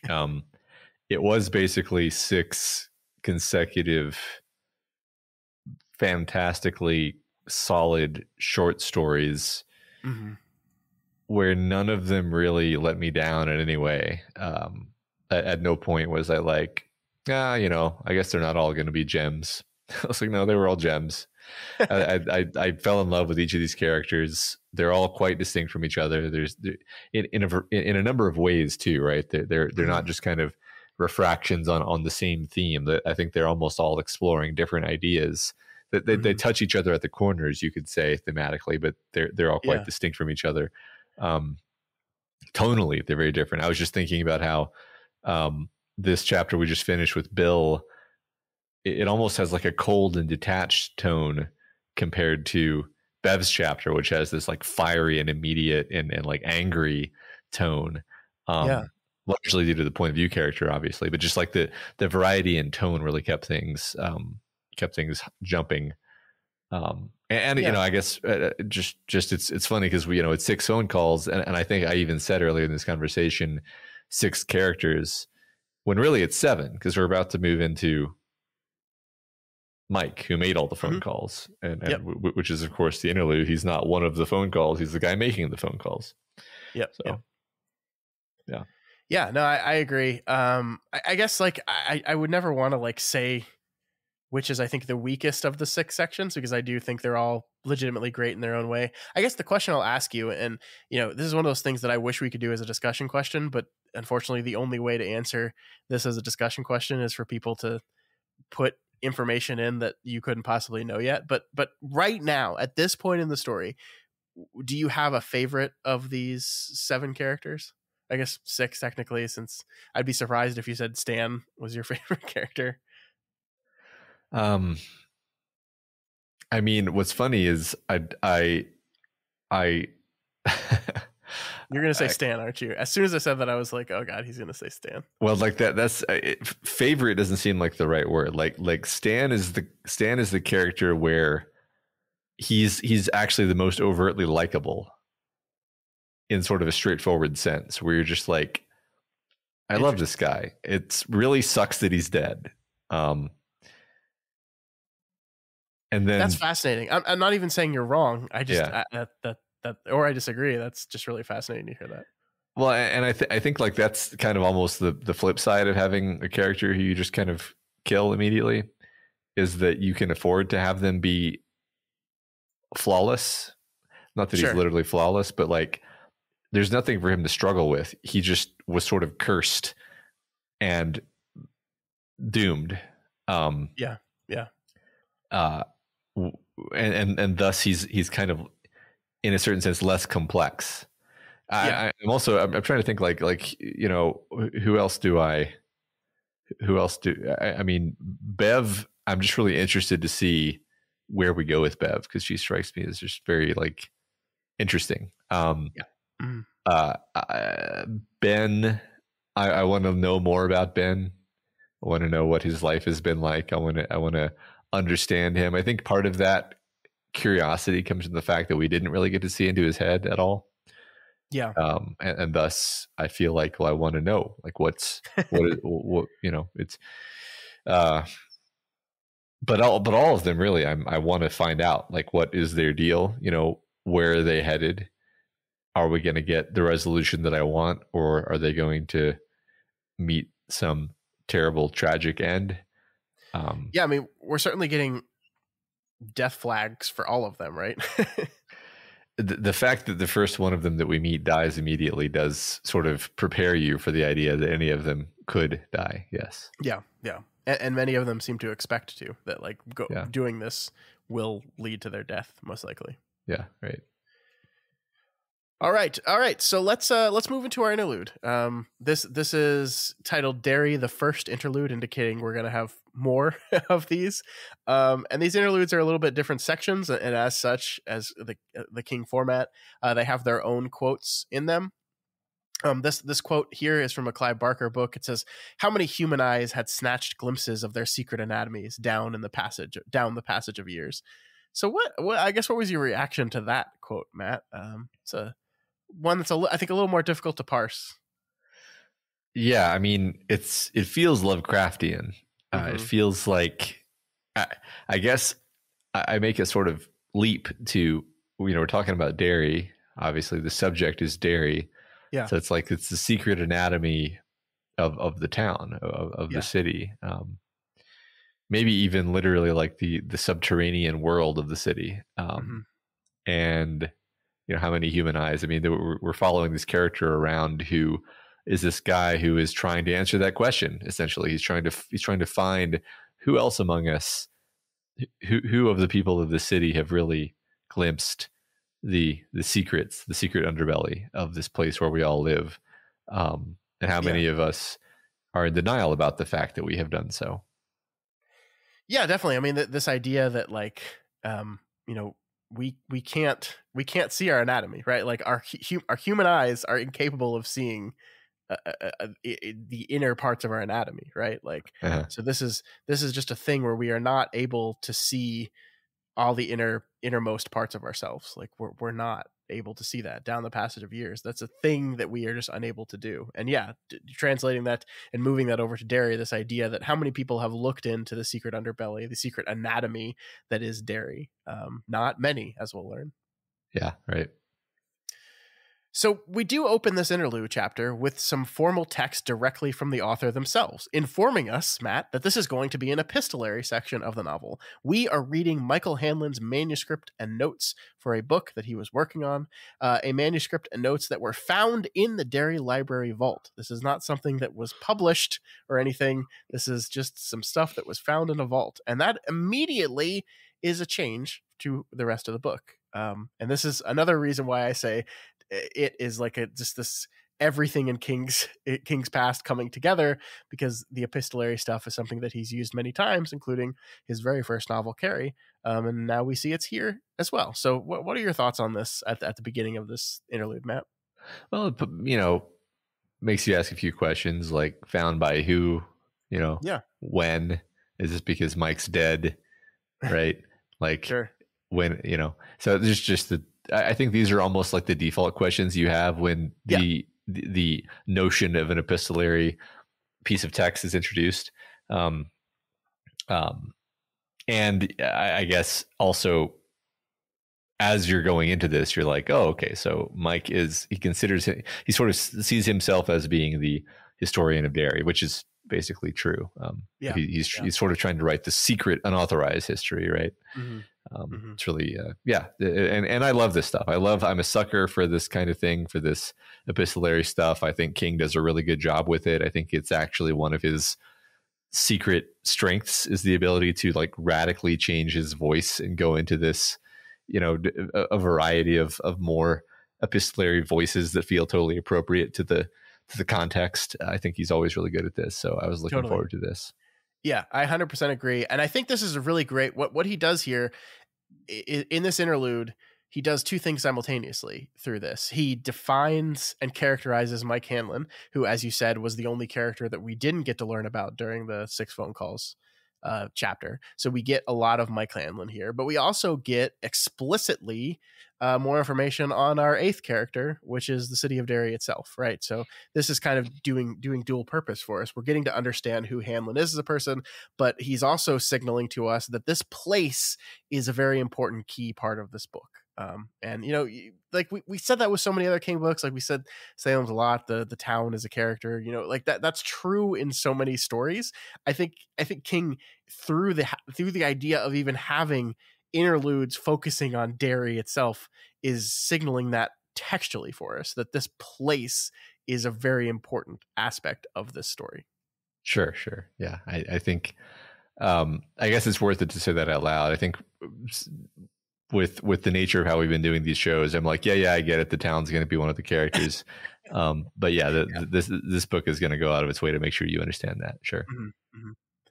So the section begins with Hanlon on January 2nd, 1985, asking a simple question: can an entire city be haunted?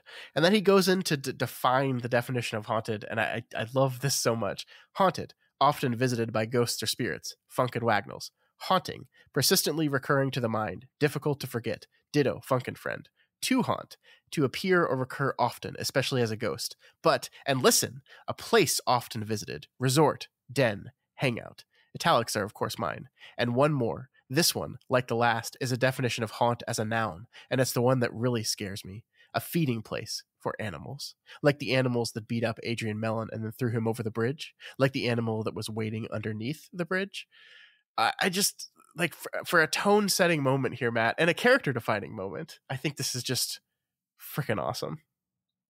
Yeah, like the way he writes this is great, and the through line of the obsession with the definition of haunted as a thing that persists throughout this chapter is one of those inspired touches about this book. Yeah.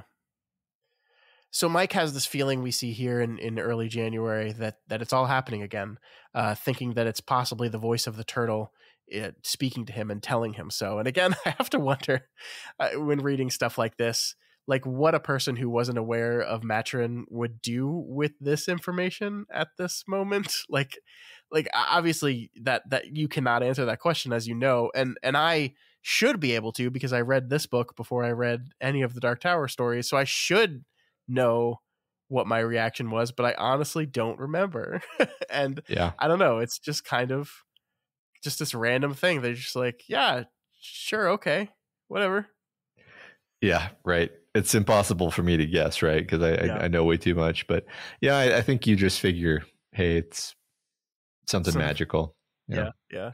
So we You know, learn, Matt, that Mike has never left Derry. He's lived here all his life, and so it seems he wasn't subject to the forgetting that seems to infect the rest of them. He's been here, guarding, waiting, and it seems like the time has come. yeah, makes me very curious to find out why Mike was seemingly chosen to be the one who stayed, or Yeah. maybe I have this backwards. Just like, why was Mike the one who chose to stay, and everyone else was so eager to run as fast as they could away? Mm-hmm. Um, Yeah. don't know. I really love, Matt, this kind of image of Mike that we get to see here through the text. Like he kind of looks at himself in the mirror, and we see the boy's face was bookish and timid. The man's face is the face of a bank teller in a Western movie. The fellow who never has any lines, the one who just gets to put his hands up and look scared when the robbers come in. And if the script calls for anyone to get shot by the bad guys, he's the one. Same old Mike. A little starry in the eyes, maybe, and a little punchy from broken sleep, but not so you'd notice without a close look, like kissing distance close. And I haven't been that close to anyone in a very long time. If you took a casual glance at me, you might think he's been reading too many books, but that's all. And I doubt you'd guess how hard the man with the mild bank teller's face is now struggling just to hold on to his own mind. I just love this like he's defining and characterizing himself here, which is the greatness of this epistolary section, and I'm really into it. Yeah, I love it. I agree. Mike continues to wrestle with the fact of whether it's time to call the rest of them now. This is kind of a through line throughout this chapter, knowing that it would destroy them, possibly actually kill them. He says there's a guillotine blade hanging over their lives, razor sharp.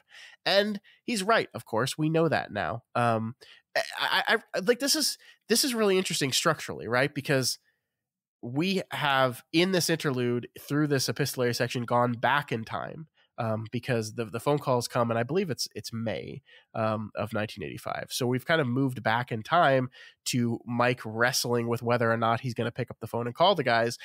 And we already know the answer to that. Yes, he's going to. We just spent the last 100 pages working through what happens to these characters after he does it. And so by positioning this interlude after the fact and having this character wrestle with something that we already know is going to happen, we're allowed to kind of see, oh, you're totally right here. And I think it allows us to kind of see more clearly the immense pressure and torture that decision presents itself as, because he knows he will destroy these people's lives, and we know that he's right in that fact, and yet he feels like he has to make the call anyway at the end of the day. And correct me if I'm wrong, but this is written in January, and he doesn't make the call until May, so he still waits months after writing this, when he really strongly suspects that Pennywise has returned, the killings have resumed, that there have already been several killings. And he still waits, and I think we understand why he waits at this point. Mm-hmm. Yeah, the responsibility and the pressure, and also his own personal fear of what this possibly means. They've all been afraid of it, but they are just the ones that just are carrying through their normal lives and then have to pick up the phone when someone calls. He's the one that has to pull the trigger. He's the one that has to pull that string that drops that guillotine. And I think the text does a really, really good job of getting us to understand the immense pressure that puts this guy under, that he is like barely holding on to his life. And maybe there's something specific about him that's why he was chosen for this role. I guess we'll see. Yeah, maybe. So we kind of move on from here into Mike, who kind of takes a step back and says this all actually started in the year 1980, when he began to research the history of Derry, reading what he can, thanks to the advice of Albert Carson, the librarian before him, trying to piece together the history of Derry, despite Derry's strong desire to hide that history. I really loved this exchange between him and Carson. Derry, what about it? Derry's not right, is it? Right, he asked in that whispery croak. What's right? What does that word mean? Is right pretty pictures of the Kandusky at sunset? Kodachrome by so-and-so? F-stop such and such? If so, then Derry is right, because there are pretty pictures of it by the score. Is right a damned committee of dry box old versions to save the governor's mansion, or to put a commemorative plaque in front of the standpipe? If that's right, then Derry's right is rain, because we've got more than our share of old kitty cats minding everyone's business. Is right that ugly plastic statue of Paul Bunyan in front of the city center? Oh, if I had a truck full of napalm in my old Zippo later, I'd take care of that fucking thing, I assure you. But if one's aesthetic is broad enough to include plastic statues, then Derry is right. The question is, what does it mean to you, Hanlon? More to the point, what does right not mean? I love that whole thing. I love this idea of the how do you define rightness and wrongness? It's great. Yeah, it's funny. I don't know that passage clicked properly for me until you read it to me just now. Which I guess sometimes I need to have something crammed down my throat to really process it properly. But yeah, I mean, I think this character is on the same wavelength as Mike, where he's like, looks right. It looks right on the surface, but it's obviously not. it's obviously a facade. And yet, nobody in this town can really say that, right? I think my first pass at processing this was something like, why can't he just say it? Like, why can't he just say it's wrong? Like, why this sort of self-justifying bloviating? And it's like, well, nobody can really just say it. Nobody in this town can really look it in the face and just say what it is. It's all this fear and this tiptoeing around. And even the people who've been directly impacted by it in a really serious way they're too afraid to really say it outright directly, what they think, what they're afraid of. This idea that everything on the surface presents itself as normal and pretty and clean and wholesome, and if one's aesthetic is broad enough to include plastic statues, then artistic. Which, by the way, the other reason I included this is all of these things exist in Bangor, Maine, as real things and are included in Derry. There is a plastic Paul Bunyan statue in Bangor. Hilarious. It's fucking wild. But yeah, I love this because you're right. You can absolutely 100% see why people like can just push past the bad stuff, because you just redefine what right means to you, what correct is, what good is, what bad is, or and I love the kind of turn of phrase on his, like, what does right not mean? You have to answer that question, and that's a harder question to answer, right? What does that not mean?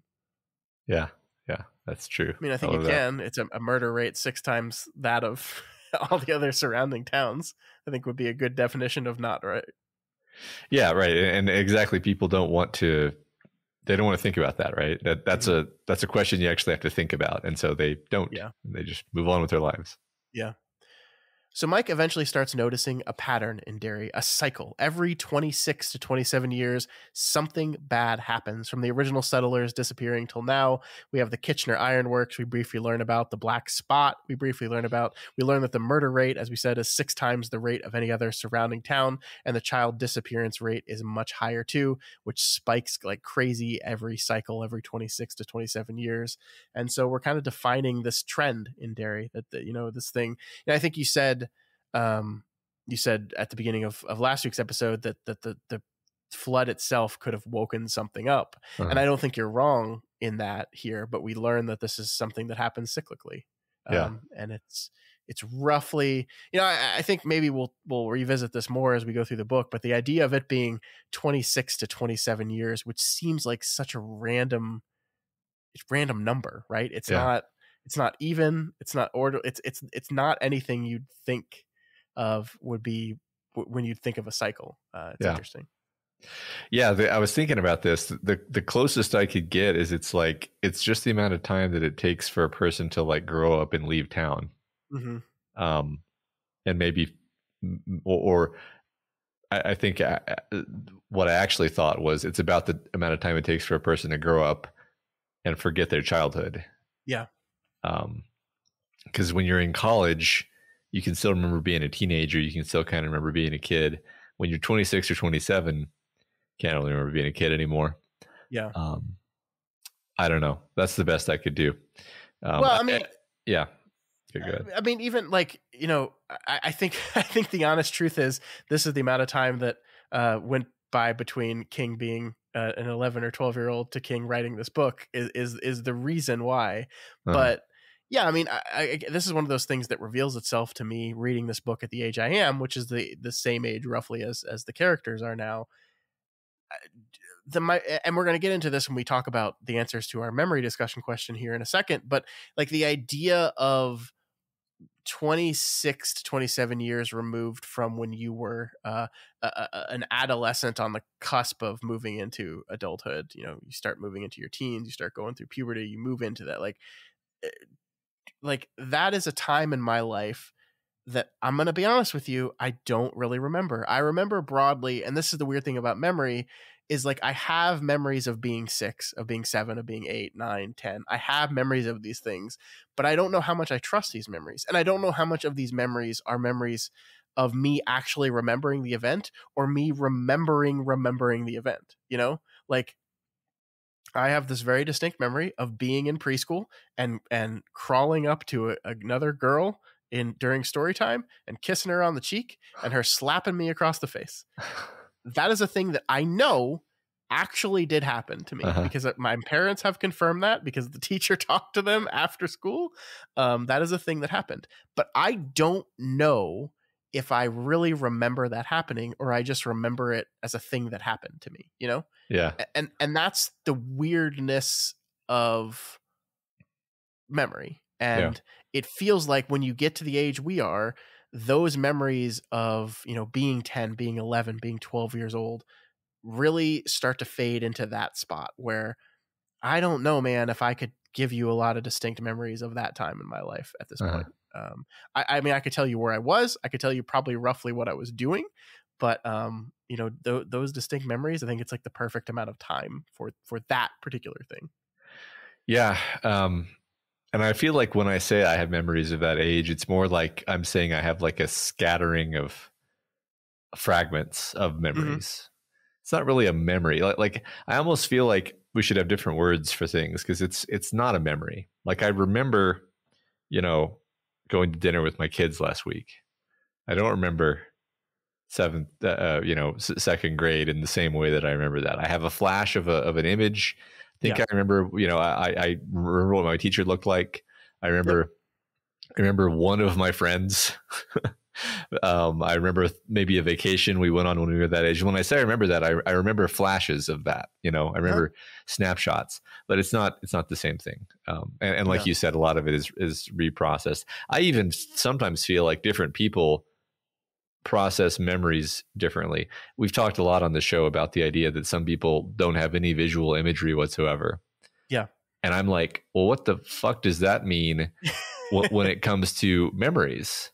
Because when I say I have snapshots, like I literally mean I see a picture of my teacher at her desk and I'm standing, you know, in front of the desk and I remember the conversation I was having with her. I remember the topic. I don't remember the conversation, obviously, but it's a visual image, right? So like if you don't have visual imagery, do you recollect the fact that happened, but I don't know. It's very interesting to me how I don't know. I mean, like you're absolutely right. Like my second grade teacher, Mr. Brown, I know what he looks like, but I could not put words to a description of what he looks like for you. Like I could not do that for you right now.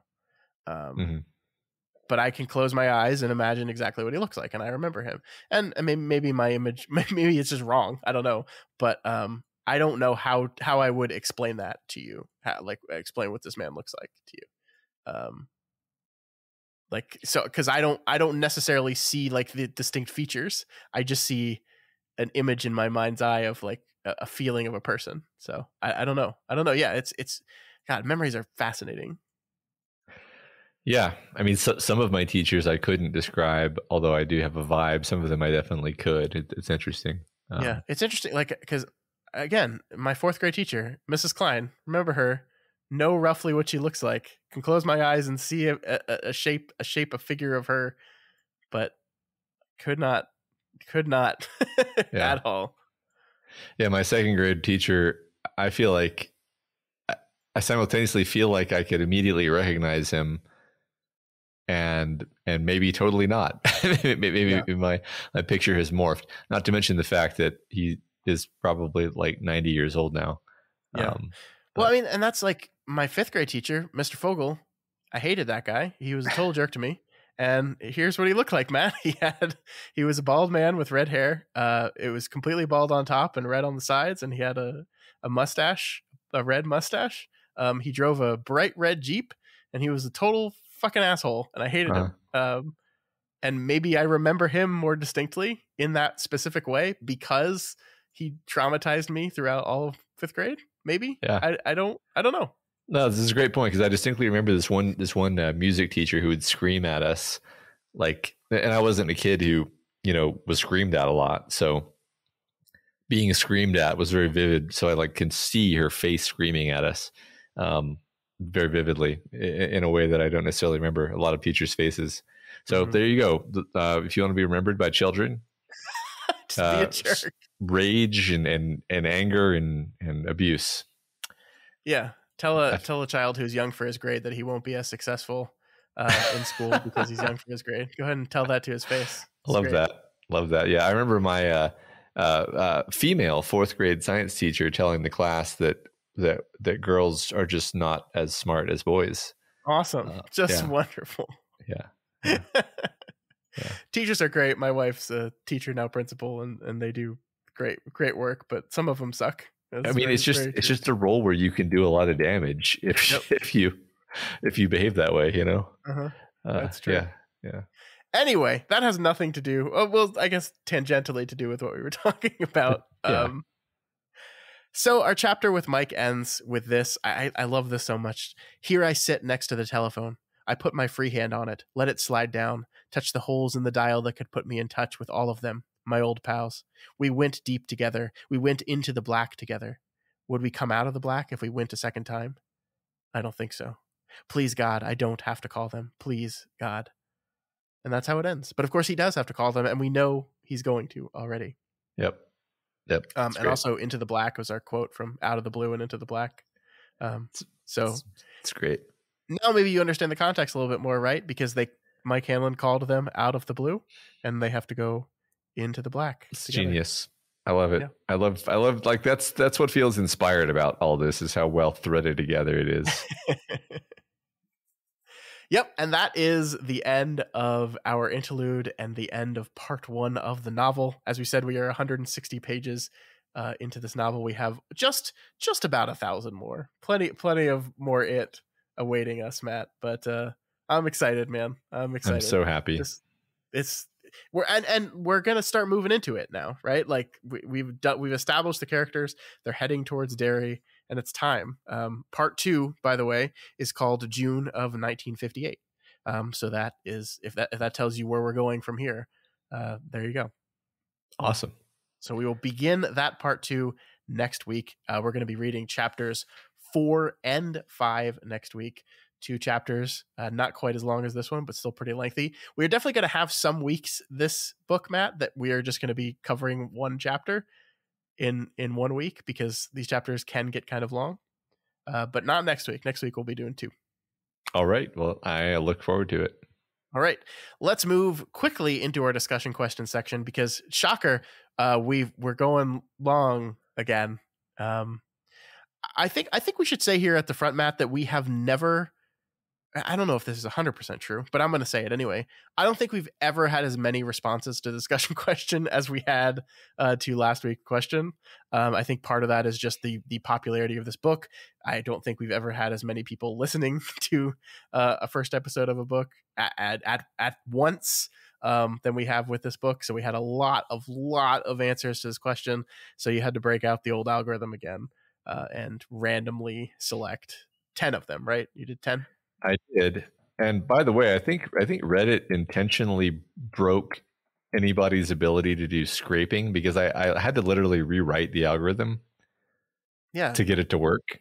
Isn't that part of the whole API thing that people were Well, it like? might be. I wasn't using the API. What I would do is I would copy the Reddit comment page, paste it into a document, and then run the algorithm on the document, and it would parse based on all the little textual cues that Reddit throws into the you know, there's a bunch of shit it throws on the page.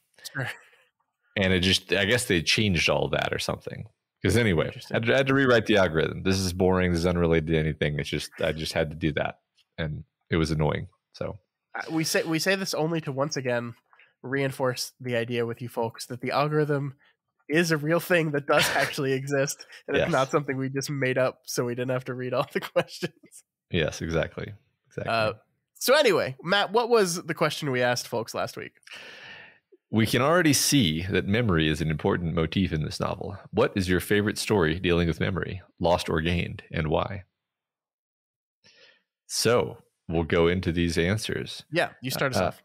Labraccio77 says, I like Eternal Sunshine of the Spotless Mind. Rather than have a story about lost memories or memories regained, we have a story about someone wanting to forget, actively paying someone to make him forget, and of those memories struggling to maintain themselves. It's a wonderful story with great performances, and I absolutely love it.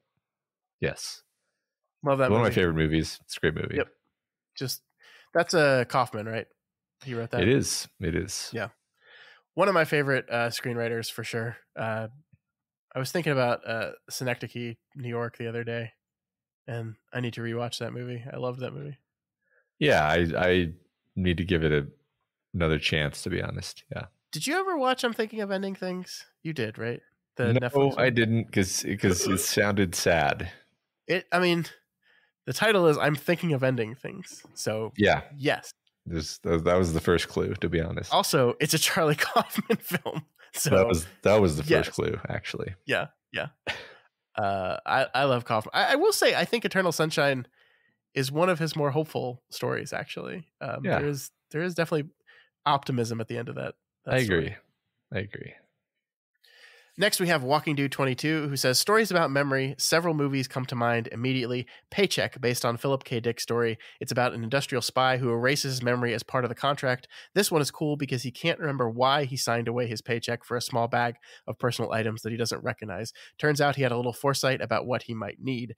They all go on to say Angel Heart, in which Mickey Rourke plays a private detective hired to find a missing singer. Can't get too into depth without spoilers, but if you know, then you know. He also mentions Jacob's Ladder, in which a Vietnam veteran struggles with the crumbling reality of his post-war life. This one has an unforgettable ending like The Dark Tower. Dark City, the director's cut. I know Matt and Scott weren't fans, but they watched the stupid theatrical cut with the mystery ruined voiceover. True. To be clear, though, I watched the director's cut after we did that episode, and while I liked the film more, it didn't make me fall in love with it. Yeah, I mean, it's interesting what they're doing. I said what I said. They made a movie of Paycheck with Ben Affleck. I don't know if you ever saw that one. No. Is that the one that Walking Dude is talking about? Yeah, I mean, it's a movie based on the Philip K. Dick story. I mean, it's probably one of those things where they take all kinds of liberties, because Philip K. Dick stories tend to be really weird, and then they always tone it down for the film adaptation. Interesting. I have never heard of this movie, but the first thing IMDb says is this movie was Ben Affleck's biggest paycheck to date. Okay. For some reason, every time I heard paycheck as I was reading it, all I was thinking about was the Mel Gibson movie Payback, which is a completely different thing. It is totally different thing. But I watched that movie a lot too. Yeah. All right. Mel. Deep Scorn Prisoner says, for me, it has to be Lisi's story, another King novel. Not giving anything away, as giving Widow Lisi's situation, as grieving Widow Lisi's situation gets more and more fraught with peril. Her memories of her relationship with her husband and the stories he told her about his childhood all come crashing together in the present in an emotional climax. I loved it when it was first released, but after several years of being married, now it hits me like a freight train, and I ugly cry when I read it. Still haven't gotten around to the Apple TV series, though, because my wife isn't the King fan that I am yet. The Great Answer. I really enjoyed that book as well. That I think King frequently says that's his favorite book because it's one of the most personal stories to him. Man, I'm so conflicted on the Apple TV series though. Like it was it was directed by Pablo Larraín, so it was like beautiful to look at, and there were parts of it I really liked, but it's kind of all over the place too. It's a really difficult story to adapt because it's just actually insane. It's an insane book that is really great, but oh man, I don't know. I'm conflicted on. So I don't know if I want to say, oh no, you should prioritize the Apple TV series because it's great. It's not. If you really like the book, I think you'll get something out of the show. I don't know. We can move on. All right. No Sleeping Beauty says, as for the discussion question, the first thing that came to mind is Hook, where Robin Williams as Peter Pan has to use his imagination to remember how to be young again. And I think that was how he won against Captain Hook. Okay, there's another one to rewatch. Yeah. Matt, I have an important question for you. Uh-huh. Is Hook good? Unclear. As a child, there was a lot about it to love. Loved it. Yeah. Yeah. 100%. It's got a very magical tone. It's one of those children's movies that actually I remember being sort of scary and thrilling. And Robin Williams is always compelling. I watched it relatively recently, and I did not feel any of those things. But it's I'm willing to just be like, yeah, it's not for me. It's for kid Matt. It's for him. It's not for me. It's such a weird fucking movie. It's so weird. Like I remember being terrified of it. Like the Hook invades Wendy's house and like leaves like Hook scratches all over the walls. Yeah. Like was legitimately frightening to me as a child. I don't think would be anymore. I don't know. Like it's so. I think we might have to revisit that movie and talk about it at some point because I don't think it's good, but I don't think it's bad either. Yeah. I'm trying to process it right now, which is it's going to take longer than the time that we have to talk about this. Yeah, maybe we should revisit this. That's fine. Yeah, fair. All right. 2 Xeroxed says, I can't really think of many stories with memory being the main aspect of the story, but there are many that use memory in cool ways. My most recent viewing of an interesting memory concept was actually Avatar: The Way of Water. I'll just say Stephen Lang's character has a very interesting arc. The use of memory in Awa, being able to take the memories of the deceased when placed at the holy sites and hold them for others to look upon when connecting. It's like the planet creates its own social memory complex. They say Happy Potter, maybe this is a typo, maybe Harry Potter uses one of those cool memory concepts with Dumbledore's pensive, the little pool in his office where you can drop bottled up memories for anyone of anyone he collects from them. Another story that uses memory a great deal in great detail, while not very good and kind of messy, is the Kingdom Hearts video game series. They also mentioned The Notebook, which this is a movie I still haven't seen or read or whatever. All right, cool. I think Avatar is a great example of this because we talked about how it plays with the idea of memory and mortality and how that plays into the different characters and their societies. Mm-hmm. Mm-hmm. Yeah, and I love like the pensieve in Harry Potter is so interesting because like we've talked about, one of the most interesting things about memory is how unreliable it can be, and that seems like a place where you can literally like take your memory out of your head and record it for posterity, and so it can be more reliable than a memory normally would be. But then you have to wonder, well, you're still seeing it from the point of view of of the person who lived the memory, so it might still be manipulated and controlled and changed. I don't know. Right. Yeah. Really interesting stuff. Yeah. Swansong says, one of my favorite stories involving memory is Paycheck, a novelette by Philip K. Dick Without spoiling anything, a contractor wakes up after having his memory of the past 2 years erased by his employer, as per their agreement to protect trade secrets. He finds that in lieu of money, he has accepted an envelope containing a few seemingly random trinkets. As he starts to explore the world he's more or less forgotten, one of those trinkets proves to be the key to escaping a dangerous situation, and further shenanigans ensues. It's a very artful story, and the feelings of confusion and threat that PKD Philip K. Dick evokes hit me especially hard during a reread last year. Imagine one of us sleeping through 2020 and 2021, then waking up trying to rejoin society with no explanation of what's happened or changed. Yikes. That's a fun idea for a story. Yeah, Jesus. I guess I'm going to have to read Paycheck and also watch the... So you said there is a Ben Affleck movie. You didn't say if it was good. I remember enjoying it, but like... I remember it feeling like kind of a light thriller, whereas anything Philip K. Dick is always going to be like incredibly memorable and amazing if you just read it. So I haven't read it. I do want to read it now that we're having this conversation. I don't even know if I realized it was a Philip K. Dick story when I saw the movie. Unfortunately, I kind of already know like the, I don't know, twist or whatever. But I don't think that's going to harm my reading experience too much, or maybe it's different. Maybe they changed it. We'll see. Yeah, I don't know. This cast of this movie looks freaking stacked, though. Uma Thurman, Aaron Eckhart, Paul Giamatti, Michael C. Hall, and of course, your best friend Ben Affleck. Yeah, I do like Ben Affleck. I think it was an enjoyable movie. Matt is famously on the record for saying Ben Affleck is the best Batman. I said something similar to that at some point. I don't know if you actually said that, but I'm never going to let you live it down because you said you liked the fucking Snyder cut of Justice League. Yeah, you can go listen to me and my brother talk about it on that episode that we hijacked. That was the one. I think that was right after my child was born. Yeah. And I skipped an episode and you used that to talk about that terrible fucking movie. Yeah, and how great it was. How it was, and I was literally rocking a baby to sleep, silently screaming at my phone.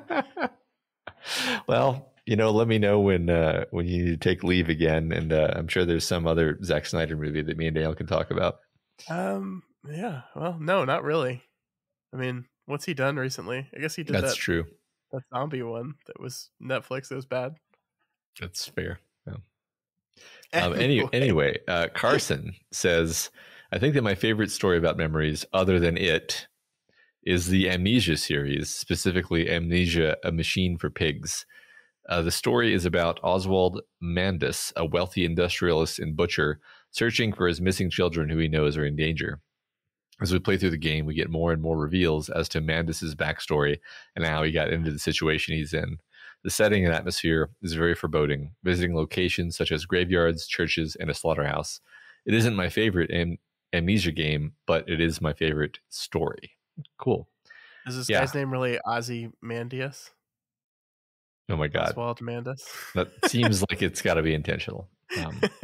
So I guess so. I haven't played this, but I know this is one of the games by the same studio that made Soma, which is like one of my favorite gaming experiences of my life. So yeah, I've only played the first Amnesia, The Dark Descent. I have not played this one, or I think there's like 4 of them now.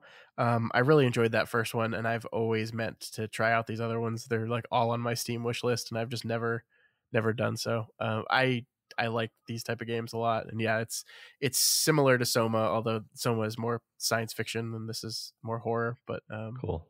Yeah, no, great games for sure. Awesome. We have is Favorited their name, Matt? Is this unless the algorithm really shit the bed, it seems like Favorited is their name. Yes. Okay. Favorited says, my favorite story, which uses memory in a creative way, is a fantasy series by James Islington called the Licanius Trilogy. It's a wonderful series for many reasons, but the most remarkable thing is how it uses just about every messy plot device there is. I'm talking, amongst other things, time travel, prophecy, shapeshifters, characters with multiple identities, and amnesia. A major character has very few memories when we meet him, and he spends much of the series trying to answer an important question. Are you the same person that you were before? If so, what do you do with your newfound experiences which contradict how your forgotten self would feel? If not, are you no longer responsible for your past mistakes? It almost feels like the author is showing off by intentionally including so many potentially contradictory plot devices, but the story comes together in a way that makes it even better on a reread, and he sticks the landing like I wouldn't have thought possible. Cool. I've never heard of that series in my life. Me neither. But it sounds fascinating. Yeah, that's actually a pretty fun sales pitch right there. Yeah, for sure. Well done. Nice. Yeah. All right. Sigma says, I love a good memory motif. Strangely, the only example that comes to my mind is Ada or Ardor, A Family Chronicle by Vladimir Nabokov. It's a novel about a lifelong incestuous relationship between two shitty, pretentious people, recounted by both in the third person with the occasional interruption in the first person whenever they can't help themselves. Constantly, the book contradicts itself with the small details, like how Ada does not talk like a 12-year-old at first, and how a horse becomes a car and a car becomes a horse on two separate occasions throughout respective trips. Van, the male asshole in the novel, even has a tangent or two about memory and the unreachability of the past and the insanity of turning back in your mind, time itself, especially since they're writing it in their 90s. This sounds really interesting, and I have not heard of it. Weirdly, like I thought I knew the works of Nabokov. Not that I've read them. I just figured I would have heard of this. Is my reaction, honestly. Yeah, I mean the most famous Nabokov book is probably Lolita, right? Right. I haven't read like any. I've read Lolita. I haven't read anything else he's written. This sounds really interesting, though. Yeah, fascinating. Mm-hmm. Next we have Spadoinkle79, who says, longtime listener and lifetime Stephen King reader. This is my first time responding to one of your discussion questions. Oh, wow. The algorithm has blessed you, Spadoinkle. Yeah. First, I'm left-handed as well. Well, that's why. The algorithm has a preference for left-handed people. Matt programmed it that way. Yeah. My favorite example of memory lost or gained is from an anime. Just kidding. I hate anime. Oh, man. This is why the algorithm picked you. You're just ticking all the boxes. Yeah. My favorite example is from the entire movie Memento, but since you name dropped that in the episode, I didn't want to use it. So I will instead use Total Recall, as any movie based on a Philip K. Dick story is automatically a classic. I haven't seen the movie in 30 years, but I seem to recall that Arnold Schwarzenegger's character has had his memory removed and replaced with new memories, so this qualifies on both counts. He spends the majority of the movie trying to figure out if he is a construction worker on Earth or a secret agent on Mars. He kills hundreds of bad guys because it's a movie and saves the lives of everyone colonizing Mars just before they all die, himself included, except for the bad guy he just recently killed, of course. You're left at the end wondering if any of this actually happened or if it's just a result of the implanted memories going haywire. It's a cheesy version of Inception before Inception. Great answer. Love Total Recall. Love it so much. Yes, it's a movie that becomes more upsetting and confusing the more you think about it, because as he says, you are left like, wait, was the whole movie fictional, or is it all just backwards? Or I'm sure the story is even more upsetting in this regard. Just so everyone knows, I have an answer here. There's this TV show that came out relatively recently, and it's kind of about memory. There's this medical procedure that people undergo that separates the consciousness of employees between their working life and their home life. And they basically become two totally. It's Severance, and we're going to talk about Severance on the Deefcast this week. So look forward to it. I love that you turned this answer into a plug. I'm so happy because I was going to do the same thing. Good job, Matt. Always be closing. Yep. I can't wait for that conversation. Me neither. I'm so looking forward to that. That's a great answer. Did you ever see the 2012 Total Recall with Colin Farrell? No, I didn't hear it was good, so I didn't bother. It sucked. Okay, it sucked so much. There are parts of it that were like truer to the Philip K. Dick short story, and then there were parts like because in Philip K. Dick's story, I don't think Mars is in the story at all. I'm not 100% sure on that, but I'm pretty sure that was just invented for this. I'm pretty sure it's just Earth. and there's like a gravity elevator or something. I don't know, but the point is, it's supposed to be closer to Philip K. Dick's story, but it's also a bland and boring mid 2000s or mid 2010s action film. I remember the trailer looking just very gray. Yeah, it's just like, remember when they did the RoboCop? Yeah, the new it was like both those movies I lumped together in my head of just bland, boring looking remakes of better films. Oh well. I think that's it, right? Yep, that is it. Thank you to the 10 of you who got blessed by the algorithm, and to the other 70 of you who sent in questions. I really wish we had time to read them all, but this episode's already going ridiculously late, so we can't do that. But thank you. We did read them all. That was a lot of fun.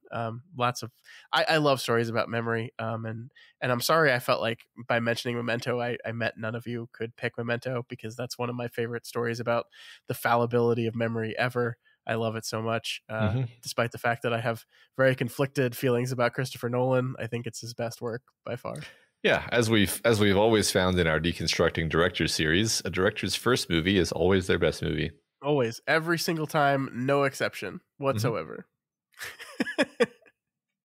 All right, Matt, let's move on to next week's question. And what is next week's question? Actually, before you answer that, Matt, let's just say here, what we want to say here is this is episode 180 something of this podcast. We've been going for a long time, and we are finding it increasingly hard to come up with original discussion questions. We did a thing before we started recording this episode where we had like 3 potential questions that we had lined up. And one by one, we went through our previous shows and went, nope, asked that one already. Nope, asked that one already. Nope, asked that one already. So I don't know. Like, I'm not saying we're going to get rid of the discussion question section, but we're really scraping the bottom of the barrel with these things. Sometimes a given week just doesn't lend itself to a really fresh question, or an obvious one, or the obvious question it lends itself to is something we already talked about. For example, what's your favorite weird, creepy town in a story? Oh, wait, we talked about that back in Salem's Lot. Yeah. What's your favorite use of the epistolary format? Oh, wait, we talked about that back in The Stand. Yep. Anyway, I think we'll keep doing this. We're just whining. Honestly. Yeah, we're basically giving ourselves an excuse to have subpar discussion questions every so often, I think is what we're really doing here. There are only so many questions that one can ask. The answer is 183. Yeah. The number of questions there are. We found all of them.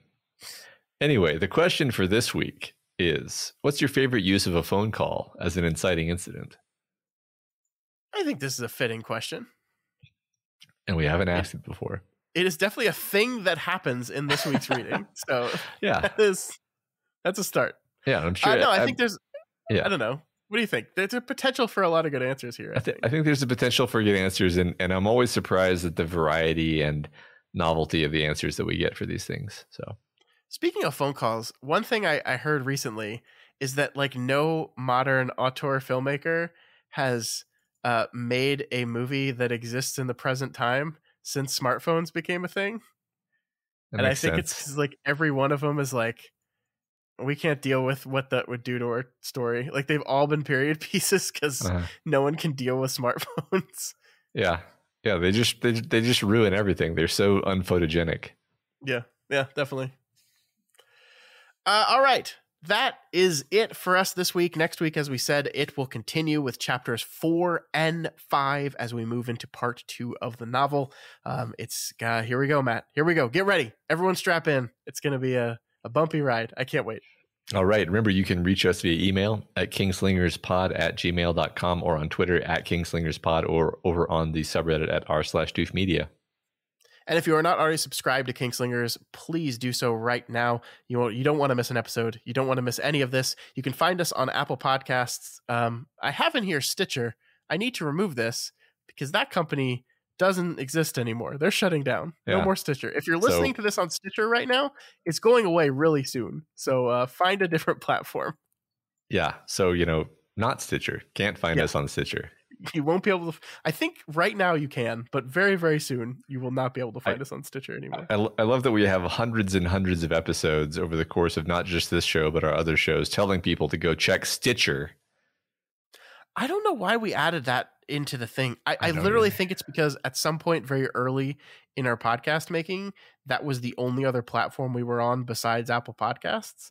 And then like slowly over the course of time, the ease of adding it to these other platforms increased. And so we just expanded out. Like looking at our stats, like very few people listen to us on Stitcher.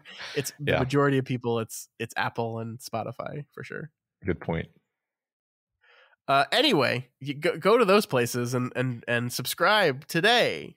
It's free. It is.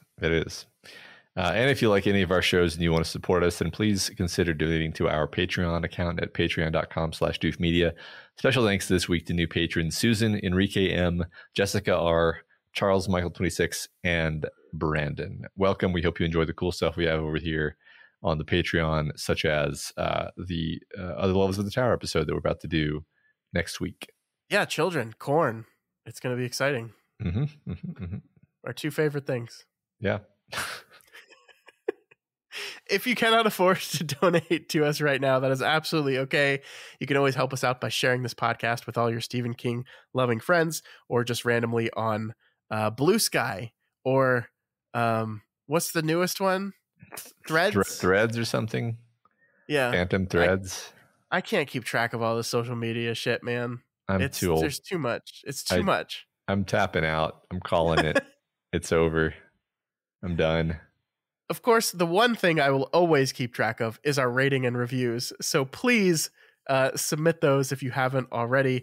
This week's Spotlight review comes from Holly MB, who gives us 5 stars and says, all the King things. I'm a huge King fan, yet somehow missed this podcast until now. I'm rereading the Dark Tower series. I still have my original books for the 3rd time. I'm 3/4 of the way through the Wastelands and came across this podcast and was immediately hooked. I'm catching things I missed after 3 reads and loving the nuances of King's writing even more. I also enjoy their conversations, humor, and depth. In a world that wants top 10 bullet point lists and 30-second video snippets, finding a 2-hour Stephen King podcast is my jam. Thanks so much for this podcast. It's an absolute delight. Well, thank you so much, Holly. I don't know. It's probably going to be a while till you hear this, because if you're only just on the Wastelands, there's many, many, many, many hours to go until you're listening to this particular episode. But I hope 3-4 years in the future, when you actually get to this one, you are delighted to hear your very, very kind review read out loud here, because it was very nice of you. We definitely appreciate that. That's right. And I hope the Robot Wars went well. Yeah. Also, I'm just gonna say, Matt, let's cancel our shift to TikTok, because we were gonna do that. The pivot to TikTok. The pivot to TikTok is off the table. That you can't do 2-hour videos on TikTok, so we're not. Yeah, we're going to announce that our next episode is going to be 45 seconds long, but or it will be 120 1-minute long snippets on TikTok. Why not, right? Anyway, thank you so much, Holly, and thank you everyone who continues to leave those rating and reviews. They're a delight to read, and they actually do really help us. They help with our discoverability, and they help new people give us a shot when they see all those nice words on there. So thank you so much. And that's going to do it for us, folks. Extra long episode this week. Probably going to be a trend going through the rest of it, but we will see you back here next week for a new episode covering a couple more chapters in it. Long days and pleasant nights. And may you have twice the number.